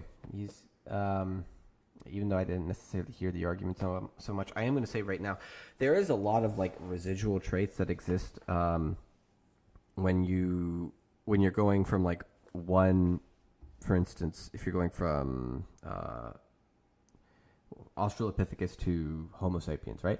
You will still retain some traits that aren't necessarily beneficial. Like, that's not evolution. Evolution doesn't like know to. It can't. Evolution can't automatically do natural selection itself. It just can't do that. So, the environment has to be doing the natural selection. It's not actual evolution itself. So I think this vitamin C thing is not really strong. And no, by the way, humans do not need vitamin C. I mean, once again, I'm just going to use anecdotal evidence because I'm sort of getting sick of having to explain all of this. If you really are interested in how the whole vitamin C thing and why humans don't need vitamin C, you can go check out the Real Nutrition Science playlist for the details. But I'm just going to keep it simple and say if he really is saying I needed vitamin C, then I should be dead right now and I should have scurvy. And not only that, I don't brush my teeth as well, so my teeth should be in, like fucking blistering, right? They're not. They're perfectly fine. And I haven't brushed my teeth in like 1,000 days or something, right? So it's been a very long time. plant sources. If you look at Nope, you can get it from animal sources like liver or even muscle meat raw. the table of significant dietary sources, Yeah, you can actually. Skeletal muscle does have vitamin C. Trace amounts of vitamin C. It's pretty low, but of vitamin C you from don't necessarily need much vitamin C when you're carnivore anyways, and that's because the vitamin C basically competes for the GLUT4 transporter as well. I've covered this before. NIH, you'll notice that all the sources are from plants. Meat contains no vitamin C. False. I'll put up the analysis. That is completely false. Yeah. Boom. Just provably false statement. Done. Okay, I guess technically he's right. There is some vitamin C in skeletal meat, but let's go ahead and take a look at what he's showing us here. It says that with 2.2 pounds of grass-fed beef, you get 2.56 milligrams of vitamin C, which is 25% of what you need to prevent scurvy. So you'd have to eat 8.8 pounds of grass-fed beef every day just to avoid scurvy, and grain-fed beef is even worse. So if you... No, this is only if you are, that's right, mixing that with your carbohydrate. Yeah, so once again, don't mix meat and carbohydrate. Don't mix fat and carbohydrate, all right? That's not what you're supposed to be doing. If you, in my opinion, the best thing that you should do is you should either be vegan or be carnivore. Don't do the in-between shit, because when you do the in-between shit, that's when you start getting really big problems, especially big problems. Ate enough beef to get enough vitamin C just to stop scurvy, you'd end up looking like Jason Blaha. Exception to this rule is from organ meat, which does have a very small amount of vitamin C, but not nearly as much as what is Even the found muscle meat has it. False. in plants. So It has less than plants. What's the physiological requirement, though? Who cares? Who cares? Yeah, so I'm gonna agree with Face IQ on this one. Like, I just need to use anecdotal evidence to prove this wrong, in my opinion. I could talk about this GLUT4 transporter and how glucose and vitamin C compete for the same transporter, or I could literally just say, like, hey man, I haven't eaten a single fucking plant in forever, all right, and I'm doing perfectly fine. My vitamin C requirements are absolutely amazing. My antioxidant levels are doing just fine, and like, I have blood tests. I have blood test results too as well, right? So I sort of show all my blood test results, if that wasn't pretty clear. Cares if plants had 10,000 milligrams and liver at 5, but all you need is 1. Okay, so who cares? we do know what the physiological requirements are. You need to consume at least 10 milligrams per day in order to prevent scurvy. We know this because in people who actually get scurvy, they have to be treated with a dose of at least 10 milligrams of vitamin C per day to effectively cure their scurvy. Is it? Okay, this is where he's wrong. This is where he's wrong, and he's not looking. This is where Haircafe is asking for the scientist's permission if the apple fell from the tree. No, you don't need to ask for that. You don't need to ask for their permission. You just need to see. Use your eyes and look at other people. Look at me, for instance.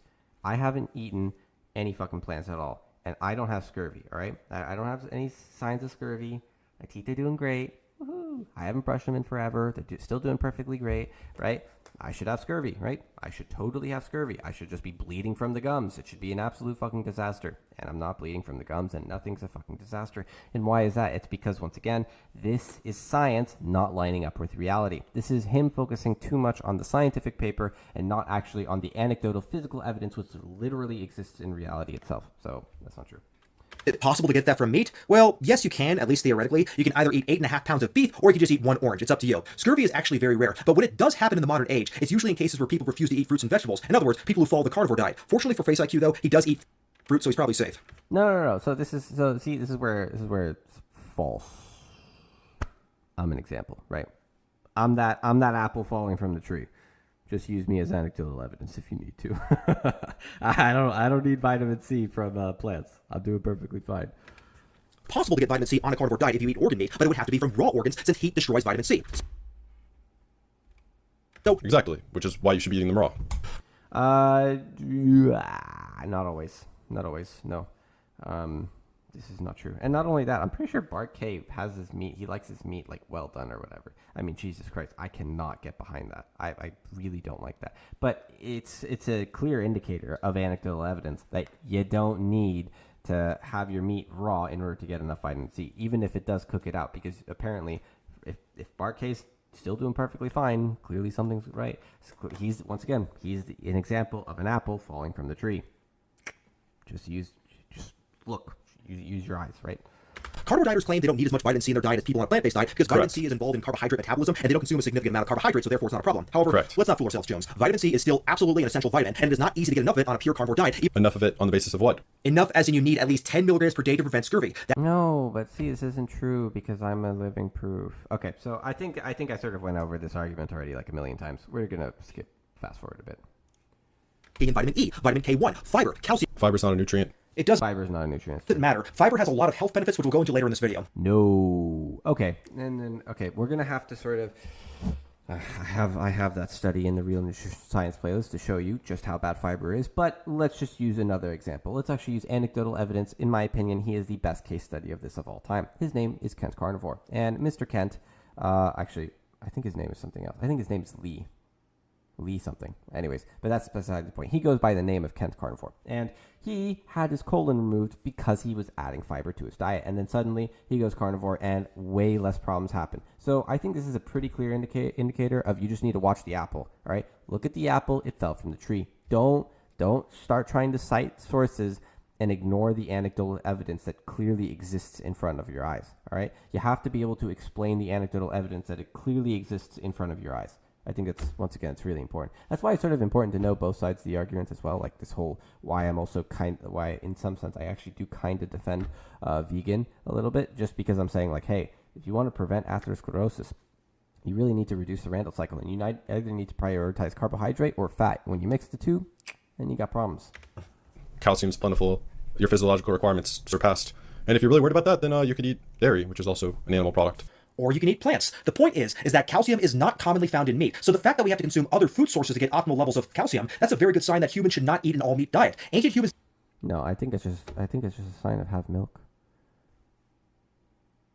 That's what I think. I think that's like no-brainer to me. Didn't consume milk, so their calcium sources definitely had to come from...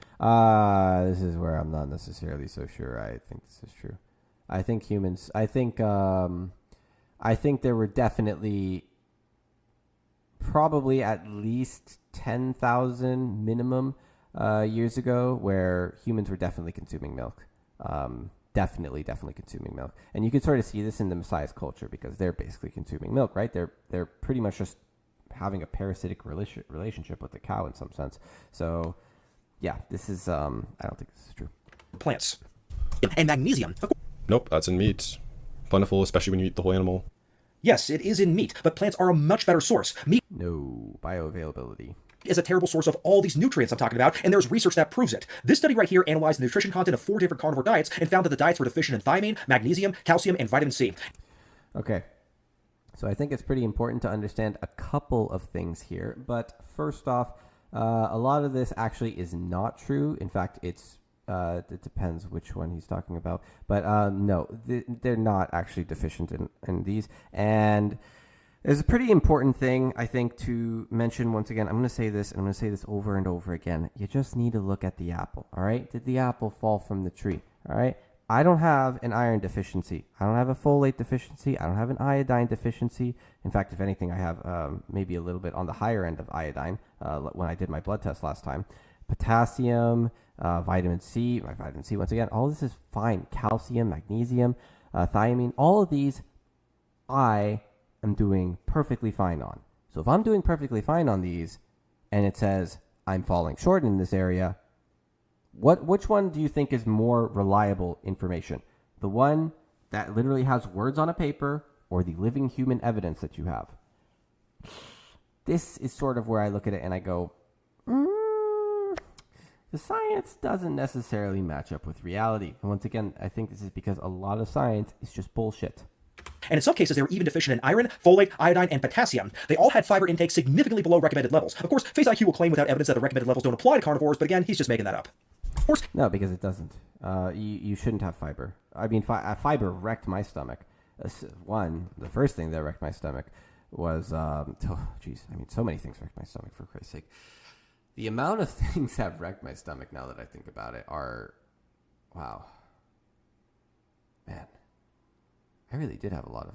Okay, anyways, so the main things that wrecked my stomach are fiber and lectins, most likely. Those are probably the two main things that wrecked my stomach.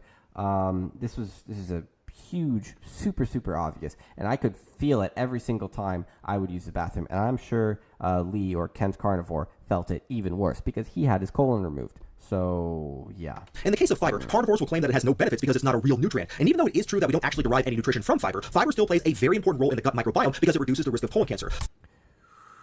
Okay, so this is sort of where you have to ask exactly why. Oh, look at this. Health benefits of dietary fiber. Reduces cancer risk, enhances better therapy. Okay, so this doesn't necessarily tell you enhances better therapy. It's like buzzwords. Short chain fatty acids. What percentage? Like 1. And how much of it do you actually derive and are actually able to get bioavailability speaking wise from meat? Because you have a gallbladder. That's right. You get long chain fatty acids. And the percentage ratio for which you're able to get value out of this is like 1% from fiber. And from meat, it is like extremely high. I can't remember the exact number. I have it in the Real Nutrition Science playlist. But yeah, it's incredibly low. So no, you can't derive this short chain fatty acids. Confounding, not science. You can't derive this. So no, I sort of already explained that before. Promotes a healthy gut in both children That's bullshit. I'm just going to speak from personal experience here. That's not true. Simply, it's not true. Once again, did the apple fall from the tree? That's all you need to see. That's all you need to see. It's a study. It's not science. It's not just associative data. The data is based on 185 prospective studies and 58 randomized clinical trials that included 4,635 subjects. Overall, the data shows that eating a high-fiber diet compared to a low-fiber diet caused a 15 to 30% decrease in all-cause mortality, including cardiovascular disease. A high-fiber diet also reduced the risk of coronary artery disease, stroke, type 2 diabetes, and colorectal cancer. Okay, so once again, this is... I mean, I sort of am... I'm kind of getting tired of this. Do I really have to review this entire video, guys? Come on. Can I just like hear the arguments, man? Does anybody have like the? No, nobody did timestamps for each of his arguments. Watching this video would absolutely love to make this a vegan versus carnivore culture war, but unfortunately for them, this isn't a vegan video. Carnivores. Yeah, fair enough. Your diet's garbage. Everyone knows that. It's not about your diet though. You can dig your own grave of glycation and supplementation. Cool, I don't care what your opinion is on my diet. This video isn't about that. We try to make everything they talk about a vegan versus carnivore culture war debate, but what they're forgetting is that you don't have to be a vegan to realize that the carnivore diet is stupid. And a lot of non-vegans have actually criticized the carnivore diet. I'm glad he made a commentary. He's really educated. This guy, in my opinion, he's I don't necessarily dislike a lot of people, but this guy, if I met him in person, I feel like I would dislike him a lot. Like his he, from what I'm aware of, the supplements that he takes apparently they make him pretty aggressive. Because like I saw him reacting to stuff last time, and I was like, Jesus Christ, this guy's really fucking aggressive. Like, and not in a good way either. Like an animal. I mean, I'm just saying, I'm no fan of wild animals on the loose, especially when they're in human form. So that's good. I'll make sure to check out his work. Yes, he actually is really educated. Mike Israetel has a PhD, and that's just one example. Imagine if you were to survey the... Okay, no, not this PhD stuff. Okay, like, education is just a complete fraud, all right? I have my bachelor's degree in molecular biology, all right? Ooh, special. Wow, yeah, I know, right? I have a bachelor's degree in molecular biology. And I can do molecular biology stuff, right? Oh, wow. But no, okay, it means nothing. Absolutely nothing. I learned nothing from it. In fact, I have learned far more from the internet than I have from that molecular biology bachelor's degree. Okay, it's worthless. And the worst part is, even if I get a master's, I'm going to learn more nothing. Okay, it's going to be useless. This thing of like conflating authority with knowing information is, don't do that. Doctors and scientists, they would all agree that the carnivore diet is completely stupid. And besides, if carnivores are also... Yeah, and by the way, doctors all agreed that washing your hands is very stupid, especially after dissecting and basically doing autopsies on corpses. And turns out that they were wrong, actually. It's actually a good idea to wash your hands. And the reason is because, turns out, when you're trying to deliver a baby afterwards, which they would literally do, they would do an autopsy, and then they would go straight to the room over and deliver a baby in the next room. Okay? And then suddenly mothers are dying of infection, and they're going, oh, why are mothers dying of infection? Okay? This is a no-brainer. This is once again, this is a clear example of authority is wrong. Authority is clearly wrong in this instance, and it can be seen based on the basically unlimited, in my opinion, I would consider, anecdotal evidence that exists against all of this shit being, this plants being healthy. Me, Kent Carnivore, FaceIQ, a lot of other people who just remove plants and they start seeing huge health benefits. So, or mostly plants anyways. I mean, apparently from what I'm aware of, he still has some plants, but... So against supplements, then why do they sell them? I swear, 90% of these carnivore grifters are selling shitty, overpriced... That's fair enough. Well, cool, I'm glad we can find some common ground. I agree with him on that. Also, no one is claiming here that a vegan diet is a species-specific diet. If the carnivore diet is indeed a species-specific diet, as they always claim, it should contain all the nutrients that are necessary without taking supplements. Of course, it does if you eat the whole animal. Yeah, it does. You don't actually have to take supplements. Once again, the supplements I take, they're not even necessarily from the fact that carnivore is lacking in anything. It's just the fact that I don't want to go out in the sunlight and expose myself to UVA rays. I would rather, I'd rather get my cholecalciferol dietary wise. And not only that, I actually probably do consume a pretty decent amount of fish. So I probably would have enough vitamin D even if I wasn't taking supplements, but I take them just because from what I'm aware of, I'm not necessarily aware of there being a problem with slightly higher vitamin D. So as long as you have enough K2 anyways. I'm not aware of slightly higher vitamin D. The only reason, once again, I take Cerule is because it basically puts you pretty much back to when you were a kid. Personal experience speaking on that one, that shit works way too well. In fact, it works too well. I don't even recommend you always take it in some instances. If you have a problem, fix the underlying problem first before you take Cerule. Please God, because Cerule is a little bit too effective sometimes, and it will mask the symptoms for the problem if you do take it. So that's another thing. Yeah. Actually, all the stuff that I take for supplements, like, you don't really need to take any of it on carnivore. Like, you really don't. So in the raw form, it does. The easiest way to get all the nutrients you need is to make sure plants are part of your diet. All right, False. let's go ahead and move. It's harder, literally taking up space. it's true. Heme iron is also an example. Plant, the bioavailability of a lot. I mean, I can give a couple examples. So beta carotene, as an example, compared to retinol in terms of bioavailability, is near abysmal as one example. Not only is it beta carotene, so that's vitamin A basically, or retinol, which is also vitamin A. They're basically just different forms of vitamin A. Some of them are more or less bioavailable.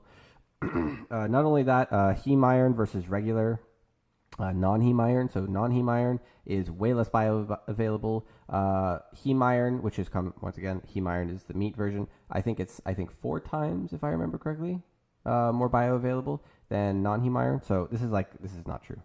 Every plant's missing vitamin A, D, K2, the active form of B6, B12, creatine, carnitine, taurine, carnosine. Every plant is extremely deficient in nutrients. It's completely wasting the space of your stomach every time you eat a plant. First of all, that's not correct. It's not a waste of... Sort of, not fully. I mean, in my opinion, I agree, but technically speaking, no, it's not. But space when plants provide nutrition. Second of all, I'm not recommending a plant-only diet in this video. Plants provide better sources of several nutrients than meat, like vitamin C, E, K1, as well as fiber. So yeah, but you don't need, once again, you don't need. Okay, so just to, I guess it's sort of, we'll go a little bit with biochemistry again. I haven't talked about this in a while. But all of this, once again, real nutrition science playlist. So vitamin C, E, K1, by the way, you don't need K1. Actually, you can get K2. You don't need K1. But vitamin C and E, these are antioxidants. Now, the thing is, you might say, well, great, I need more antioxidants, right? So I'm going to eat more antioxidants. Well, actually, you don't need them. And why are these antioxidants made by the plant? Well, the reason they're made by the plant, once again, I think it's really important to understand the holistic sort of side and understand what's going on in both sides to understand why exactly these are even existing in the plant. Is because these prevent lipid peroxidation in the plant. And the reason they prevent lipid peroxidation in the plant is because, guess what? These things, the rubisco enzyme is really inefficient in the plant. So what will happen is it will produce a lot of reactive oxygen species in the process. And in producing a lot of reactive oxygen species, the plant will have to make tons of antioxidants for itself. Now, when a human eats these antioxidants, it doesn't just suddenly gain the antioxidants. That isn't how it works, actually. In fact, if you look at humans, for some reason, when humans are eating antioxidants, their own antioxidant level increases. Why would that be the case? Because maybe these antioxidants are actually acting as pro-oxidants. They're not acting as antioxidants anymore. So yeah, I think that's pretty important. It's actually a little bit important to understand a couple of basically how the body deals with reactive oxygen species and basically metabolic off products is probably the best way I can put it. So yeah. And by the way, these metabolic off products come from mitochondrial. I haven't done that in a while. I haven't thought about that in a while. Basically, comes from mitochondrial transport chain, electron transport chain. Whew, man, it's been 2 years since I talked about this stuff. It's been a while, but yeah, it's not true. No, so these are not. You don't need these. The most nutritious diet possible, you should include both plants and animal products, although the data indicates that you should avoid red meat since it is more likely to cause atherosclerosis and colon cancer than any other form of meat. So once again, I think a lot of this is just look at the apple. Did it fall from the tree, right? Any diet that arbitrarily excludes an entire food group is going to be deficient, and it is best complemented with supplementation, whether... No, not true. When you exclude an entire food group or whatever, these food groups are arbitrary things. These don't exist in nature. Food groups don't exist in nature. So this is I think we sort of a lot of humans are kind of living in a completely different world than what nature would initially have them in. Like if they were in nature, they wouldn't have time to like do like, oh, this is a food group. I need to have enough of this food group and that food group. No, you don't do that. Okay, it's just all opportunity, right? So no, this is not true. And also, I sort of already explained the science behind why you basically want red meat, monounsaturated fats versus polyunsaturated fats, right? Sort of explained that before. Whether that be a vegan diet or a carnivore diet, and FaceIQ knows this, which is why he includes fruit in his diet. Move on to No. Okay, well, FaceIQ is wrong. You're both wrong then in this case. FaceIQ and you are wrong. I disagree with both. number 6. Number 6 is the fact that plants are very high in phytonutrients that help fight cancer and Not essential, and all correlation studies show. Okay, these phytonutrients. So the way a lot of these things work, once again, I sort of explained it in the detox plant paradox. These plants, they're not nutrients. They're doing two things, and sometimes that could be perceived as a nutrient, like acting as a chemotherapy drug, right? Oh, great! Now you're getting rid of you're causing ferroptosis of this cancer cell, right? But you're also indirectly, maybe accidentally causing another cell to become cancerous. So this is sort of why I'm like, no. Showing any benefits, complete garbage. he's very quick to dismiss all research while providing no evidence to support any of his claims. Here's evidence for you. That's my evidence. That's all you need to see. The apple fell from the tree. All you have to do now is explain it. You can't dismiss the apple falling from the tree, okay? This is why science is the way it is today. You have tons of people in academia who have absolutely no reason. They should not be there. I think a majority of people, and I'm going to say this is going to sound terrible, a majority of people in academia should not be in academia. They should be written of. They should be gotten rid of completely, and true science should be conducted. And by true science, I mean literally look at what exists in the world. Stop ignoring clear indicators, clear anecdotal information that just goes against what you're trying to prove, okay? This is done all the time, and it's so old. It gets so old seeing this. I'm going like, oh my God. Like, why? Why are we focusing on this research? Like, really? Like, this is helpful research. I mean, it's so much garbage bullshit research. I mean, I'm going to say it as is. And once again, I have a bachelor's degree in molecular biology, by the way. Means nothing. It takes a little more effort to debunk this research than to just call it associative garbage. FaceIQ hates seed oils, and he will enthusiastically accept that seed oils cause heart disease based on cherry-picking the weakest associative studies he can possibly find. No, the seed oil. Okay, if seed oils may cause heart disease, but I don't necessarily think actually that's the big problem with seed oils. I think the big problem with seed oils is they fuck the brain up. So the reason is because the brain is basically made of like extremely high polyunsaturated fat content, and when the body metabolizes linoleic acid, which is found in these seed oils, it goes through arachidonic acid, and this arachidonic acid is extremely, and I mean ridiculously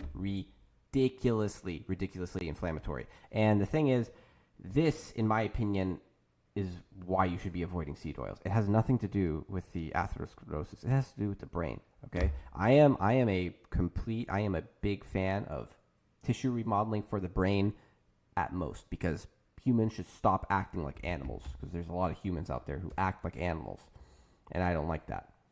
And I'm going to probably say Mike Israel is probably kind of getting close to it if he acts really aggressive, like I saw him before. I mean, that's sort of sick, but yeah, that's an example. But when he's showing research that includes hundreds of studies that all show that phytonutrients have tremendous health benefits, he'll dismiss them immediately. The playing field is quite unequal here.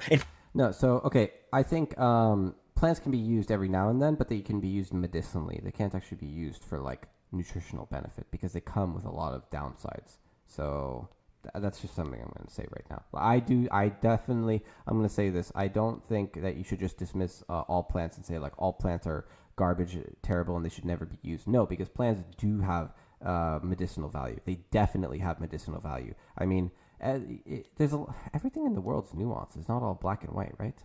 I mean, there's a lot. Very rarely will things be black and white.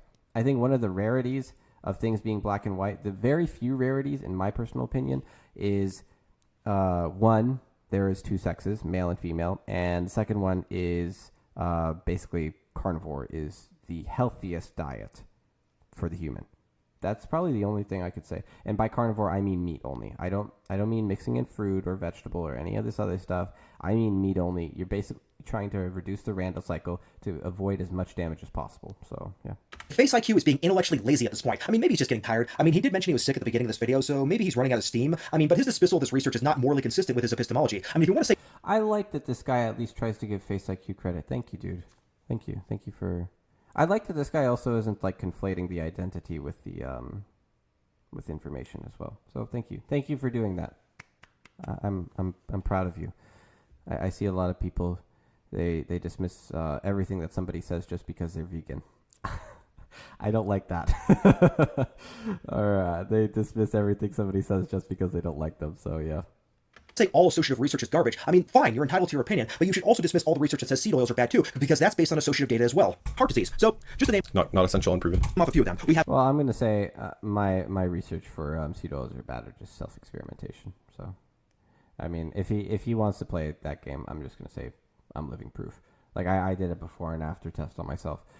Cooking meat basically in seed oils versus cooking it without. Huge difference. Huge difference. I noticed also my digestion slowed down like a ton. Like I literally get constipated in comparison, which is very strange. I don't necessarily know what makes this cooking seed oils cause constipation, but my assumption is the polyunsaturated fat content being heated up would cause probably a lot of toxic off products like malinaldehyde, which would not necessarily be super healthy. And then the stomach is basically trying to, instead of actually digest the food, it's trying to prevent itself from being damaged.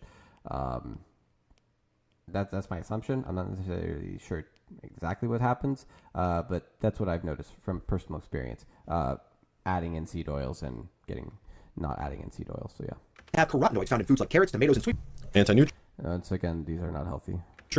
No, tannins are highly beneficial. They have No. Tannins will bind to bind to water and amino acids, and in this case, like if you're trying to get buff or whatever, right, then you don't want to be adding tannins or your coffee in, right? So that's a no.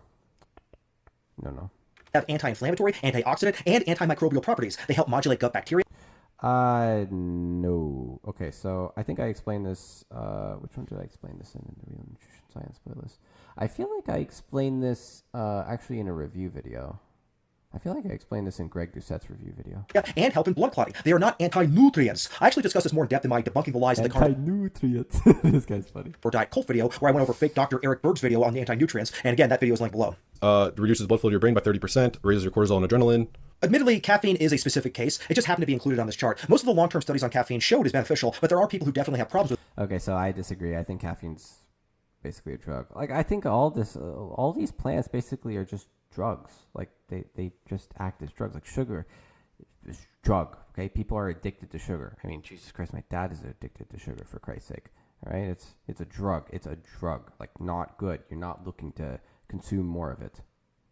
So that, and I personally don't use it. It doesn't really matter in this context, though, because caffeine is really only found significantly in coffee, tea, and chocolate, so it's very easy to avoid. Must be converted to what we actually want.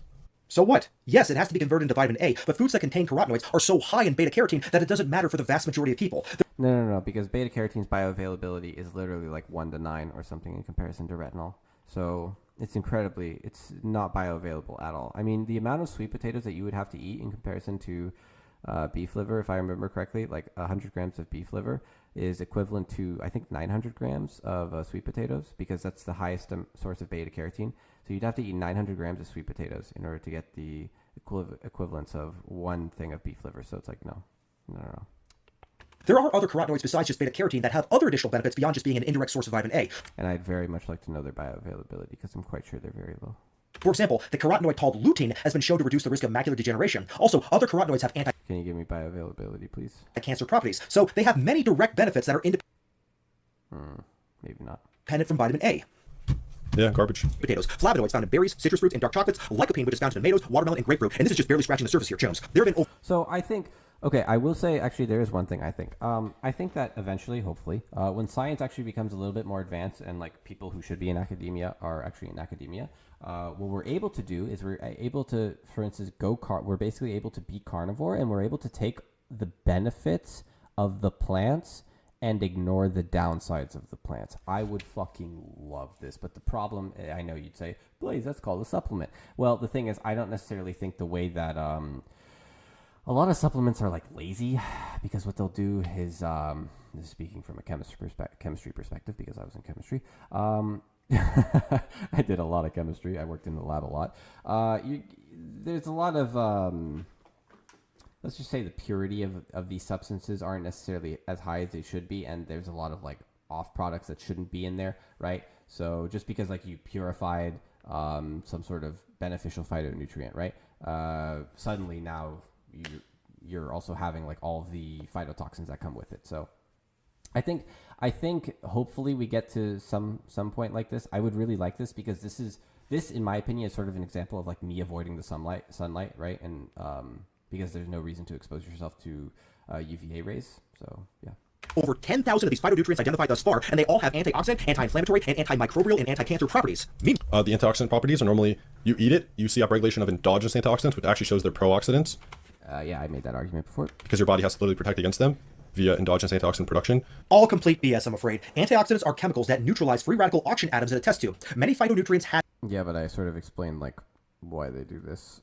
that property. It is a chemical property and has nothing to do with stimulating endogenous antioxidants. This is No. So the reason why it stimulates endogenous antioxidants is basically because, okay, so your body has to basically have just the right amount of antioxidants around, especially around the mitochondria of the cell, because the mitochondria will produce a lot of these reactive oxygen species, and in doing so, you have to not. Okay, when you are overloading the cell with antioxidants, they end up acting as pro-oxidants, because if the body is producing its own endogenous antioxidants, that doesn't make sense. Why would the body increase glutathione? Why would it increase all of these different antioxidants if you're giving it antioxidants that it can use to put around that cell, right? So it's like, it doesn't necessarily make sense. It could be like, I don't know, it could be competing, for instance, right? You're putting antioxidants in there which shouldn't be competing for glutathione, as an example, or something like that. I don't necessarily know exactly, and obviously the research isn't like super clear on this, but I would say that if the body is increasing its own, that is a little bit of a bad indicator. This is just complete gibberish. These compounds are classified chemically as antioxidants and work as well in a test tube as they do in the human body. And this is just all a mechanistic fallacy anyways, because we already know that populations of people who eat the foods that are highest in antioxidants live the longest. That's why the Okinawan Once again, this isn't true, but okay. Japanese live nearly twice as long as the Maasai and the Inuits, and that's because they're eating a large quantity of foods that prevent cancer and heart disease. So we already have the outcome data to prove. Well, I think there's a lot of other variables that dictate basically whether or not those people are going to live longer or shorter, right? Like how long are they exposed to sunlight, as one example that I talk about. Like what stressors are they putting on the body? Like, are they exposing themselves to extreme cold, like the Inuit, which I don't necessarily think is a good thing? Are they exposing themselves? Like, there's a long list of things. All right, so Prove that FaceIQ is wrong. I actually explained this in the tissue remodeling playlist. Not tissue remodeling playlist, the tissue remodeling video. It's a recent video I sort of came up with. So if you're really interested, you can check out that video. It's not in the Real Nutrition Science playlist, but I think it's a pretty important video because it shows the nuance behind the human body tissue remodeling and why I view certain things as unhealthy, and basically, technically speaking, why everything is actually unhealthy, and how sort of blood flow works as well. It's important, I think, to watch. So yeah. So most of the things there, like tannins, are just anti-nutrients that bind to minerals, cause kidney stones. This claim about tannins causing kidney stones is based on a very weak mouse study that has never been replicated in human beings. The actual studies in humans show that tannins have a protective effect against various diseases, including kidney stones. So the strongest evidence shows that tannins are beneficial. Anything else is just cherry picking. So I disagree with the tannins being effective thing. You can literally feel tannins. So for instance, I think that one of the best examples of the effect of tannins on you is literally just drink coffee and then see how you feel. It's like feel how your mouth is afterwards. You'll notice like you're like really dehydrated. It feels really dehydrated and it feels like really dry. And the reason is because those tannins are basically binding to and grabbing the water, and they're grabbing amino acids as well. So it's not like Not good. If you're eating with coffee as well, which people usually eat with a drink. I'm assuming. I don't know if they do. I'm assuming they do. Oxalates build up in your body. Goitrogens disable your thyroid over time, lower your iodine. It can cause retardation in kids. This has been observed. Most kidney stones are due to oxalates, dietary oxalates, and excess vitamin C turning into oxalates. Yeah, most of the things we listed are just poisons. Whew, Christ almighty, that is some serious gish galloping. Things like oxalates and goitrogens, just like all of these other anti-nutrients, are destroyed by cooking. So almost nobody's... Oxalates are not destroyed, if I remember, by cooking. But yeah, I do agree. Cooking is a pretty important part. It's one of the important things in human evolution. Goitrogens destroyed in the plant by cooking. I'm not necessarily sure the percentage or like how easily they're destroyed, and it depends like how much you cook it as well, right? So is going to be getting too many goitrogens in their diet. And even if they did, goitrogens are not an issue just so long as you're getting iodine in your diet, which pretty much everybody does, unless you're living in the third world. No, most people don't get actually much iodine. They get like a very, very minimal amount of iodine in comparison anyways. Excessive vitamin C consumption would have to be over 2,000 milligrams per day, which is pretty much impossible without excessive supplementation. All the research ever done on plants shows that the benefits far outweigh any negatives. If it really were the case that plants were producing toxins to stop us from eating them, then why do the longest lived populations on Earth eat the most plants? Once again, this isn't true. Like, India, okay? If India was really if plants were really so healthy, why is India like so terrible? You could say, oh, okay, well, it's because of poverty and the amount of poverty. Okay, well, if assuming it was poverty, let's just add 10 more years to their lifespan and get rid of that poverty factor. Even then, it's not even close to Hong Kong. So it's like, no, it's not true. Why is it that the healthiest diet is the Mediterranean diet, which is mostly plant-based? Once again, that's not true. I'm living proof of that. That's definitely not true. This recent article reviewed all these so-called anti-nutrients. I used to be one. So I used to be the Mediterranean diet, right? Like I lived on it because I grew up on it, basically. And concluded that while if ingested in isolation in large quantities, they could theoretically have negative effects, in reality, quote, these compounds are rarely ingested in their isolated format as we know from how these foods are traditionally consumed. Plant-based diets which contain these compounds also contain thousands of other compounds in the food matrix, many of which counteract the potential effects of the anti-nutrients. Therefore, it remains questionable as to whether these compounds are as potentially harmful as they might seem to be in isolation, as they may. So I'm going to say I think cooking is a pretty big part of this, like eating the plants. So if you are going to eat plants, I'm going to say please cook your plants. That's it. Yeah. Please cook your plants as much as you can if you're going to eat plants. And if you're going to eat meat, I hope your meat is high quality. And if it is, then you can have it as a delicacy and eat it raw. But if it isn't, and you don't want to end up like Maasai people, then yeah. They act differently when taken in within whole foods that are properly prepared, unquote. Their defenses for the plant because the plant doesn't want to be eaten. It wants its fruit to be eaten to propagate the species. Garbage. If plants were producing toxins to stop humans, they would also produce these very same toxins to stop other plant-eating animals. So, well, I mean, they do, right? Like, I thought they do. That's literally what they're designed to do. And also, by the way, we sort of like, biologically speaking, we have really fucked up the plant's ability to produce phytotoxins, because they used to produce a hell of a lot more phytotoxins before the agricultural revolution. But afterwards, we basically, through selective breeding, we forced the resources of the plant to go more so towards the traits that we desired, which is basically like the fruit part or the vegetable part, whatever you want to call it, right? The edible part, rather than the inedible part. So that's, yeah. They do produce toxic products in order to prevent other animals from eating them. It's just not as effective. That's sort of why we have pesticides and stuff. We spray some pesticides over them. So yeah. How is it that over 1/3 of all animal life consumes plants? If these plants are producing toxins to stop us, they're doing a pretty shitty job, especially since there are people who live to over 100 years old who eat plants for their entire lives. Okay. Yeah. There's some. So I think the thing with the plants is, if you are eating the plants, once again, I'm going to say I really do recommend you cook the plants. Like, please, God, cook the plants if you're going to eat them. All right. I'm not necessarily a fan of plants. I don't think you should be eating plants, but I think you should be either vegan or you should be carnivore. You shouldn't necessarily be in between, because when you're in between, you fuck with the Randle cycle and you damage the endothelium. So I'm no fan of that. Also, the most successful plants in the botanical kingdom are plants that humans cultivate for consumption, so plants stopping humans from eating them wouldn't be a benefit to them. The car clowns love to talk about anti-nutrients found in plants like lectins and oxalates, but the fact... Yeah, but we basically are just like breeding plants without seeds at this point, right? So it's like, not beneficial for them. Is that those are not found in sufficient enough quantities in plant foods to be clinically significant, and they're broken down through cooking and preparation of plant foods. Yet, actually, they're more easily absorbed through cooking. Yes, some are disabled, but then the ones that are left are actually more easily absorbed. Actually, like the article I just quoted says, the opposite is what's true. These anti-nutrients are actually mostly neutralized by cooking. So if you have a history of oxalate Stop saying that, man. I can't take you seriously. kidney stones, you can cook your vegetables, or you can avoid foods that are high in oxalates to begin with. Not all vegetables contain oxalates after all. While meat is high in advanced glycation end products, also False. Only cooked meat. even raw meat contains AGEs. Cooking does make meat worse, but even raw meat contains more AGEs than plants, especially red meat, which is the highest source of AGEs. Fruits and vegetables are lower in AGEs than meat, and the small amount of AGEs found in plants are trivial. There is research where AGEs have been measured in both plants and animal products, and it has been shown that foods high in carbohydrates contain lower amounts of AGEs than meat. This is probably due to the higher water content or higher level of antioxidants found in plants, because water and antioxidants have been shown to reduce AGE formations. You can also keep the AGE content low in vegetables by avoiding excessive heat when cooking them. So soups are usually good So I think this is no, this is not true. So you're getting a lot of advanced glycation end products.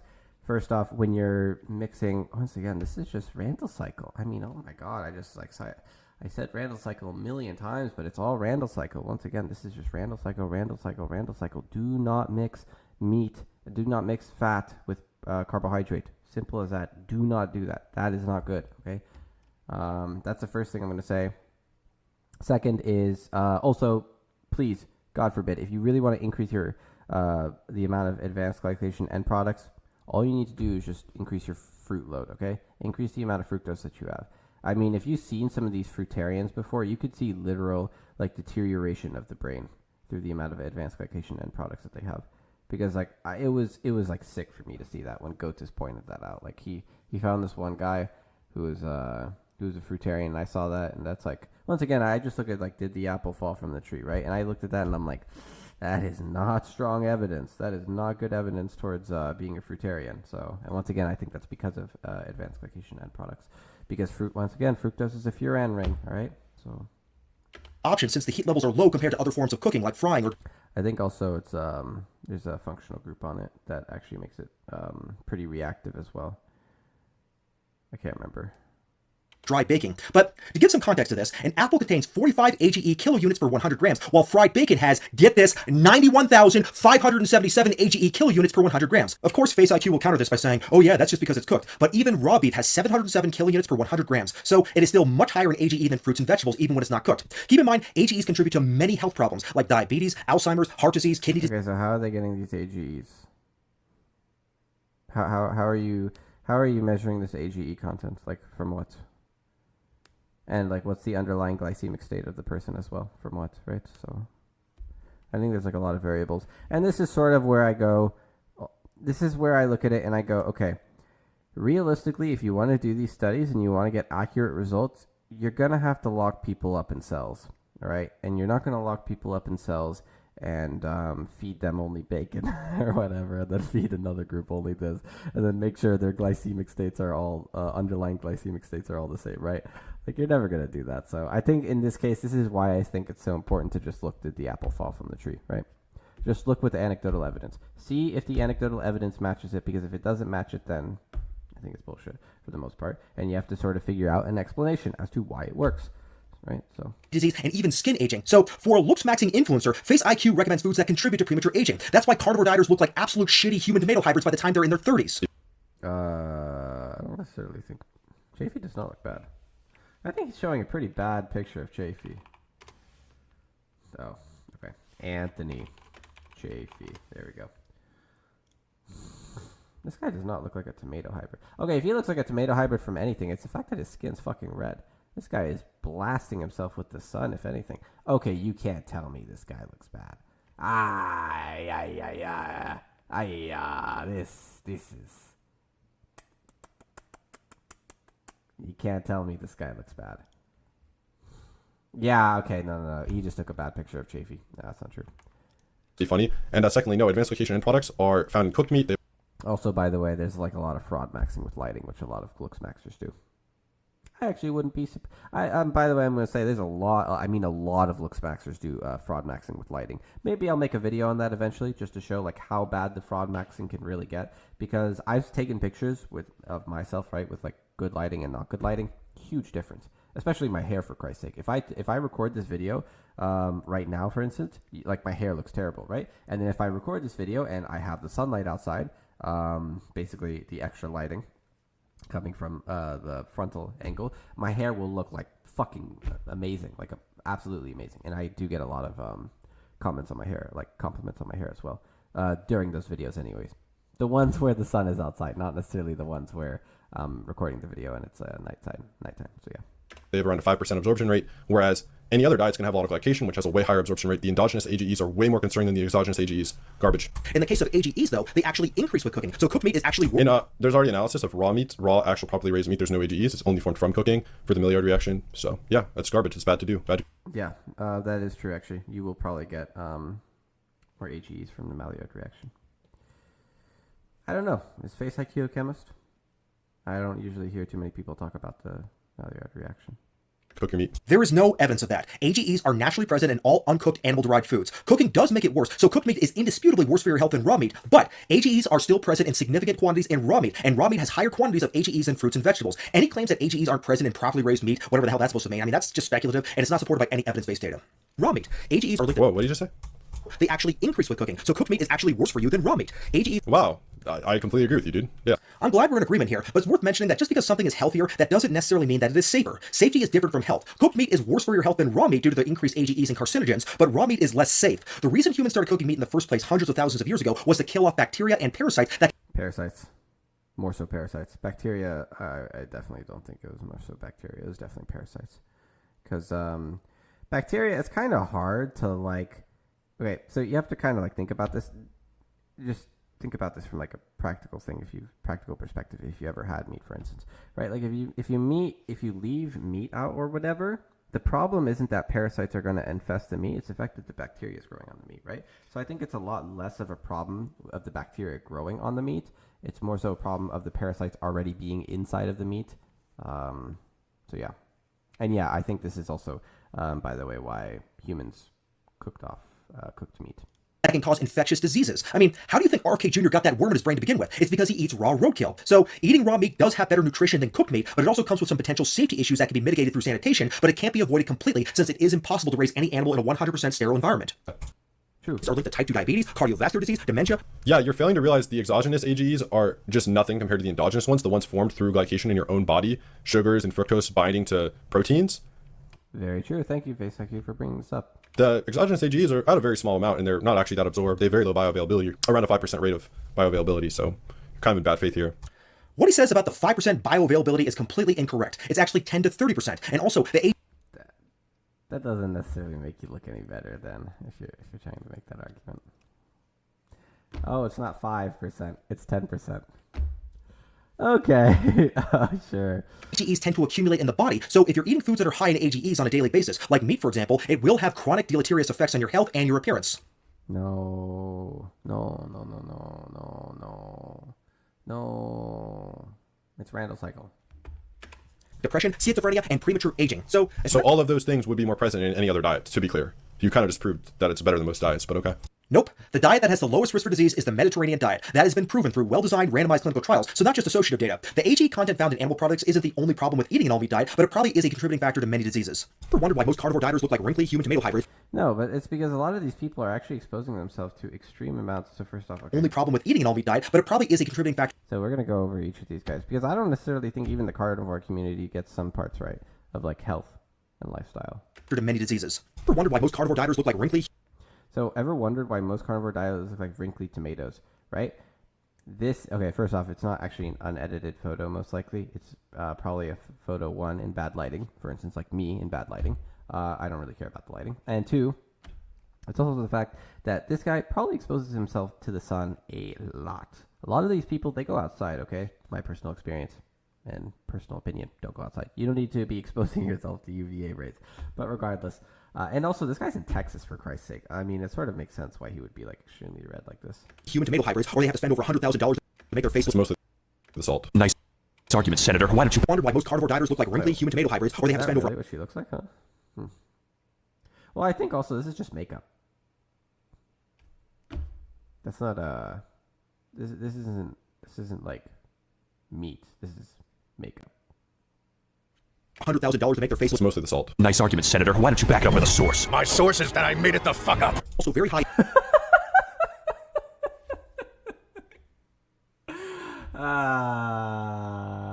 Metal Gear Rising. Funny. See, I like that this guy's a gamer. I think FaceIQ needs to play more games. Yeah. In uric acid, which contributes to kidney stones and can also cause gout. Oxalates found in certain plants like spinach. That's caused by cooking, to be fair. This is a half I'm sorry, I can't take it seriously after seeing that. That's pretty funny. truth. Uric acid is also found in raw meat, although cooking does make it worse. In fact, organ meats actually have a higher level. Actually, okay, the reason why you get these uric acid crystals. So, this is a pretty important thing, actually, I think, to mention. The reason why gout exists in the first place. So, gout exists. Take a guess. Where does it come from? Uric acid crystals. Where do these uric acid crystals come from? More specifically, actually, why do they come about? Why is it gout that causes it? So, first off, where did gout originate from? What was it called originally? It was called king's foot. That's right. Only the king got gout. Now, what was the king able to eat that no other person was able to eat, basically, during the medieval times? It wasn't actually meat. It wasn't meat. And it wasn't carbohydrates. It was sugar. Level of uric acid. So much so that doctors will tell their patients to avoid organ meats if they're at risk of kidney stones. It turns out that So he's really just attacking cooked meat, really, which I agree with, to be fair. So fair enough. no. No, but it's just like FaceIQ. It's the raw and the cooked meat don't make that much of a difference, okay? Jesus Christ, just look at Barkay. All right, look once again. All you need to do, look at the apple. All right, did the apple fall from the tree? Yes or no? That's it.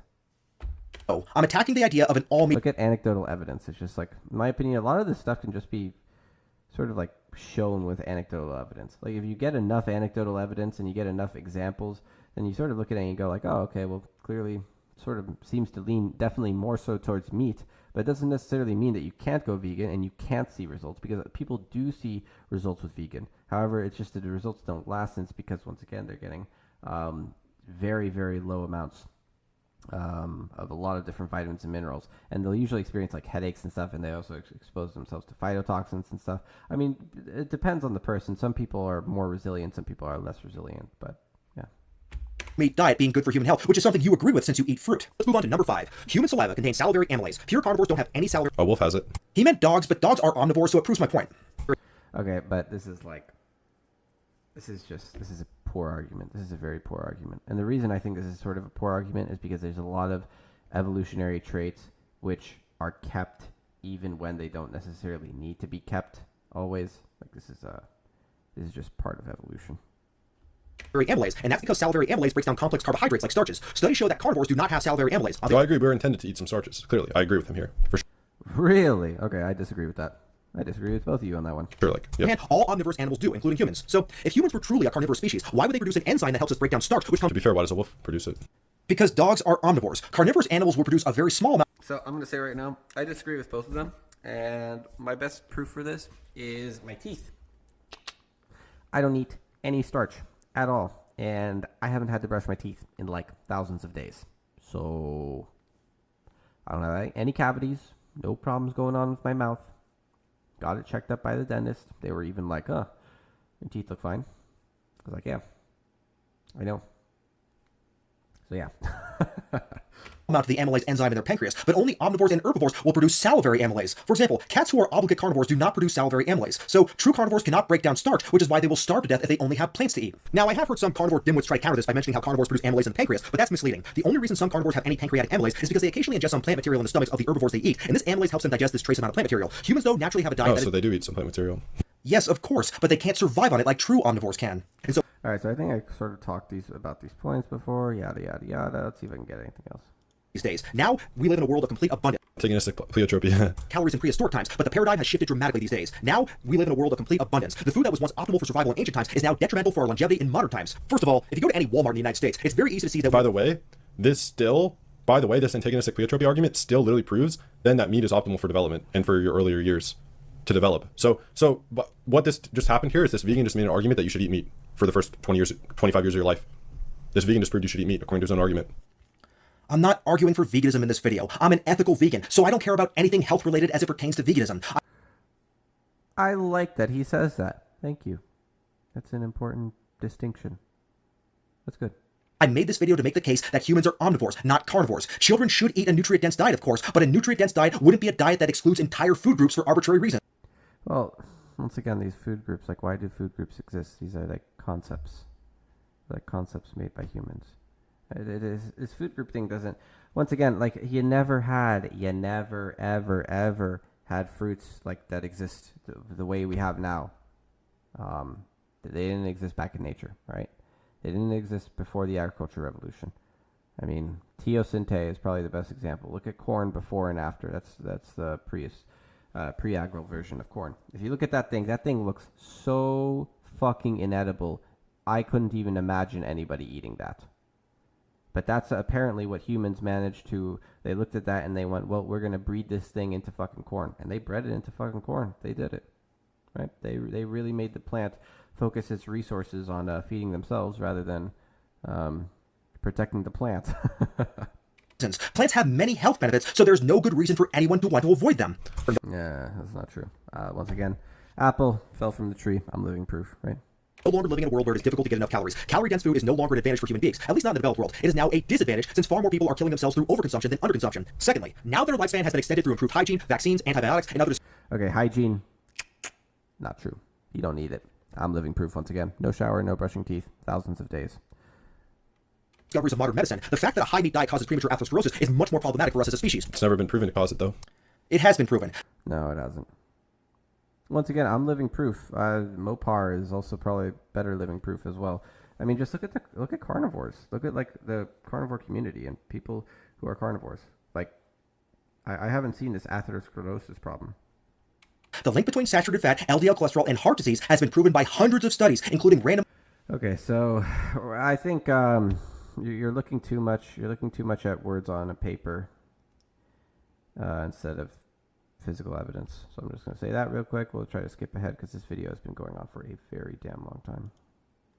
Meat and only meat, then who is forcing 99% of the population to eat both meat and plants, or even just plants alone in some circumstances? Carnivore dieters don't seem to think that it's possible that most people actually don't want to eat a meat-only diet and actually prefer having some plants in their diet. Like, well, I think it's just taste, right? Like people like the taste of sugar or they like the taste of spice, right? I mean, I think this is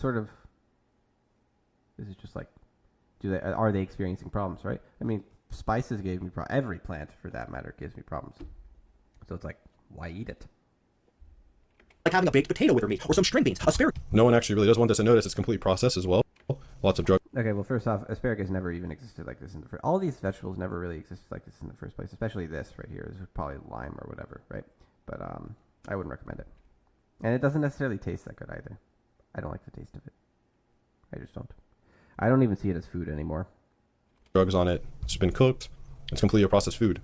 Carcinogens on it, AGEs on it, by the way. Funny enough, there's your carcinogens and AGEs, which you just harped on about. You're ignoring my point. I'm not talking about the health benefits of vegetables. I'm talking about the fact that people like to eat them. Even Sometimes they do. if they like to eat them with meat, they still like to eat vegetables too, and that's because we're omnivores. We like to eat both plants and meat. So what? Well, I don't think that's the reason. I don't agree with that statement. I think the reason why people like to eat vegetables is they just like certain vegetables more than others, right? So they're like, hey, I like I don't know. I don't even know a vegetable that I like, but or I could say a fruit maybe, right? I can be like, hey, people like a fruit like melon or something like that, right? And it's because it's juicy, right? They like the sweetness of the melon, or they might like tomato, for instance, or lemon. I don't know if lemon's a vegetable. Probably isn't a vegetable, right? Probably listing all fruits. But they might like these things, but it's all because of taste. It's not actually because of the health benefit that it gives. And not only that, like if you're like me, sort of, you are pretty reactive to a lot of different food already as it is, and two, you have no desire to add anything back in because you genuinely just love the taste of meat that much. And I'm not just talking about ground beef. I'm talking about like multiple different kinds of meat, because I think that's also pretty important to eat multiple different kinds of meat. Like you shouldn't just be eating fucking red meat. Like you try to eat like sardines, eat seafood, eat different cuts of meat as well, because you need to, all the nutrition is not necessarily in one specific kind of meat. it's like scattered throughout the animal, right? Like certain organs or certain areas probably need certain nutrients more than others, right? This is like sort of obvious. FaceIQ is doing here is he's projecting his own dislike of vegetables onto the entire world. Every human culture in the world, without exception, that has ever existed has included vegetables in their diet. Well, I think the reason why is because of like cheapness, right? I mean, it's kind of hard to feed people with just meat. Like realistically, it is hard to feed people with just meat, most likely. So Even the Inuits and the Maasai. People choose to eat these foods because they like them, and they are a natural part of the human diet. I mean, just think about it. How many humans consume meat and vegetables compared to the number of humans who consume FaceIQ's unique diet, which is just raw meat and fruit? If FaceIQ's diet was a natural diet, then that's what most people would want. But no. This is a bad argument.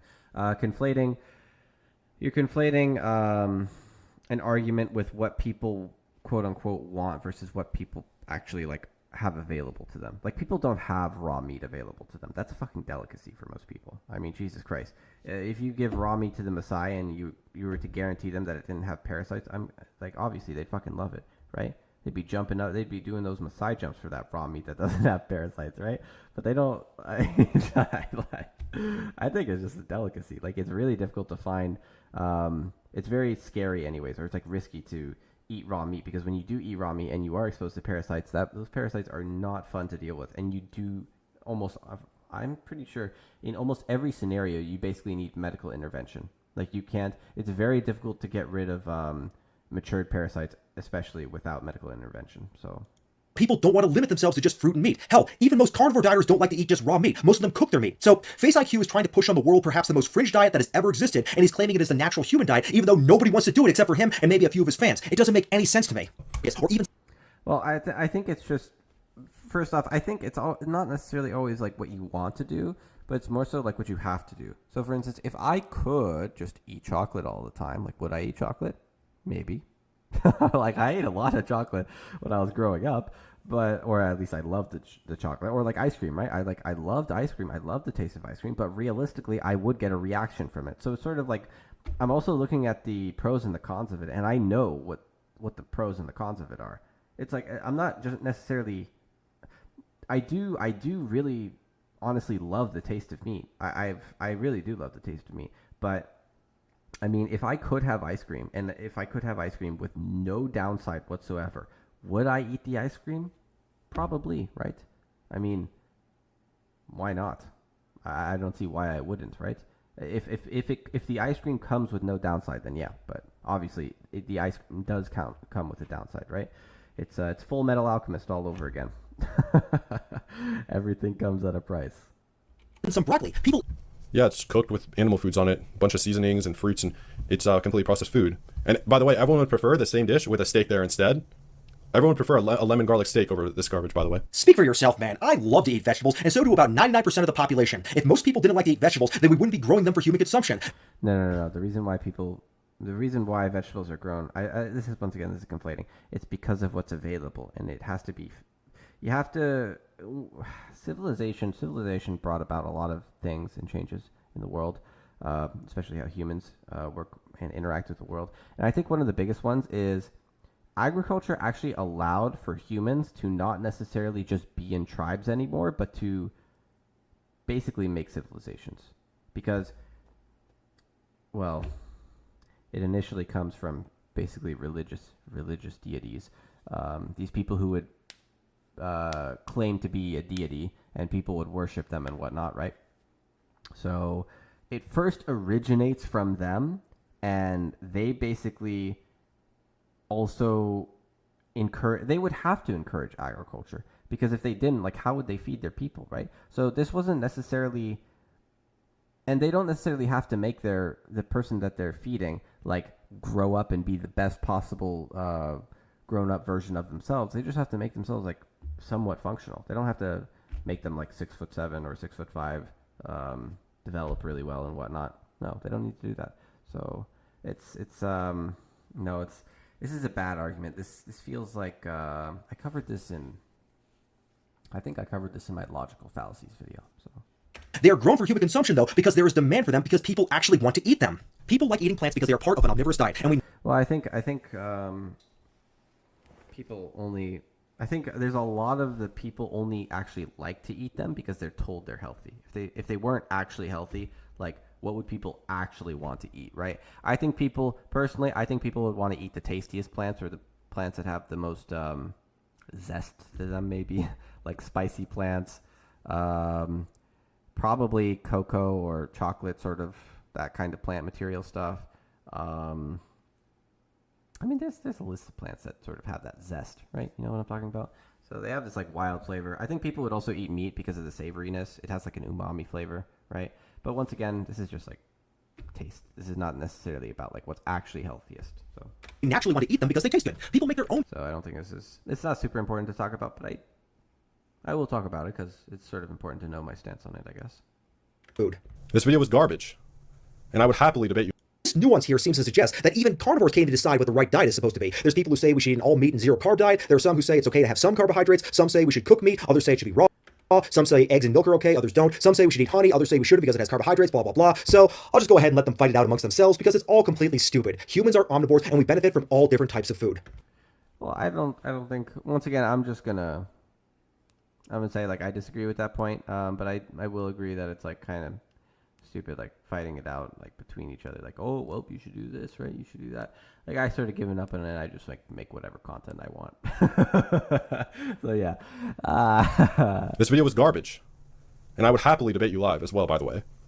You know, that would have been a lot easier, but the reason I did this video instead of just challenging you to a live debate is because science is something that is based on facts. And a live debate is easy for you to say things like, oh, that's just associative data, that's all garbage. And it's a lot harder for me to actually show you and other people the hundreds of studies that back up my position. Well, no, okay. I think first off, part of the reason why you wouldn't necessarily want to debate him is because like a lot of, I mean, there's multiple reasons. It could be ego. There's a lot of reasons, but FaceIQ also didn't want to debate me, right? Hey, FaceIQ, like I thought I proved that sunlight is unhealthy as is, and you don't want to debate me, right? And initially, I respond to your comment, I give all the reasoning behind it, and then suddenly I hear that apparently I'm trying to clout farm you or whatever. So it's like, FaceIQ, I'm not, I ain't buying it, all right? I think it sort of makes you look bad. It does make you look pretty bad. You'd want to debate the person who you know you can basically crush with the evidence or whatever because you've memorized it. He probably hasn't necessarily memorized this as well, right? So obviously it would sort of make sense, like why debate, right? I mean, he hasn't memorized it. He probably hasn't memorized as much of the details. He probably doesn't necessarily know as much of the counter arguments. But then like same thing applies like if I say, hey, like let's debate on sunlight, right? You're like, nope, you're trying to clout farm me. And I'm like, okay, that makes you look bad, right? So, anyways, I think I'll just leave the video at that. Hopefully, you guys learned something from that video. Hopefully, that video, that debate, kind of makes you see my position on things and stuff. Yeah. I mean, I think the guy, I sort of, I mean, I kind of like the guy's fact that he plays video games, right? I like him. And he's a Witcher. He's a Witcher player. Jesus Christ. Oh, I have noticed, though, he has changed his shirt throughout the video. By the way, he had a Witcher shirt somewhere here. Where's your Witcher shirt? Where's your Witcher shirt? Okay, I might not find the Witcher shirt. But, there it is. See? He changed shirts for you. Oh, this is this video. 10 reasons why it's unhealthy. All right. Anyways, so yeah, I think I don't necessarily hate on this guy. In fact, if anything, I say I disagree with both FaceIQ and Haircafe. I think they're both wrong. But I like that Haircafe plays games, and I don't know how much games FaceIQ plays, but I think you should be playing more games. So yeah. Anyways, thanks for watching. I hope you learned something valuable. If you have any comments, please like, share, sub, comment down below. Yeah, all that stuff. Help the channel grow, whatever, yada, yada, yada. And if FaceIQ, if you want to debate me on sunlight for once, instead of saying I'm trying to clout farm you, instead of me just saying like, hey, I'll debate you. I made my evidence towards it video. And you're like, you're trying to clout farm me. And I'm like, no, I'm just trying to debate you. So scared to debate.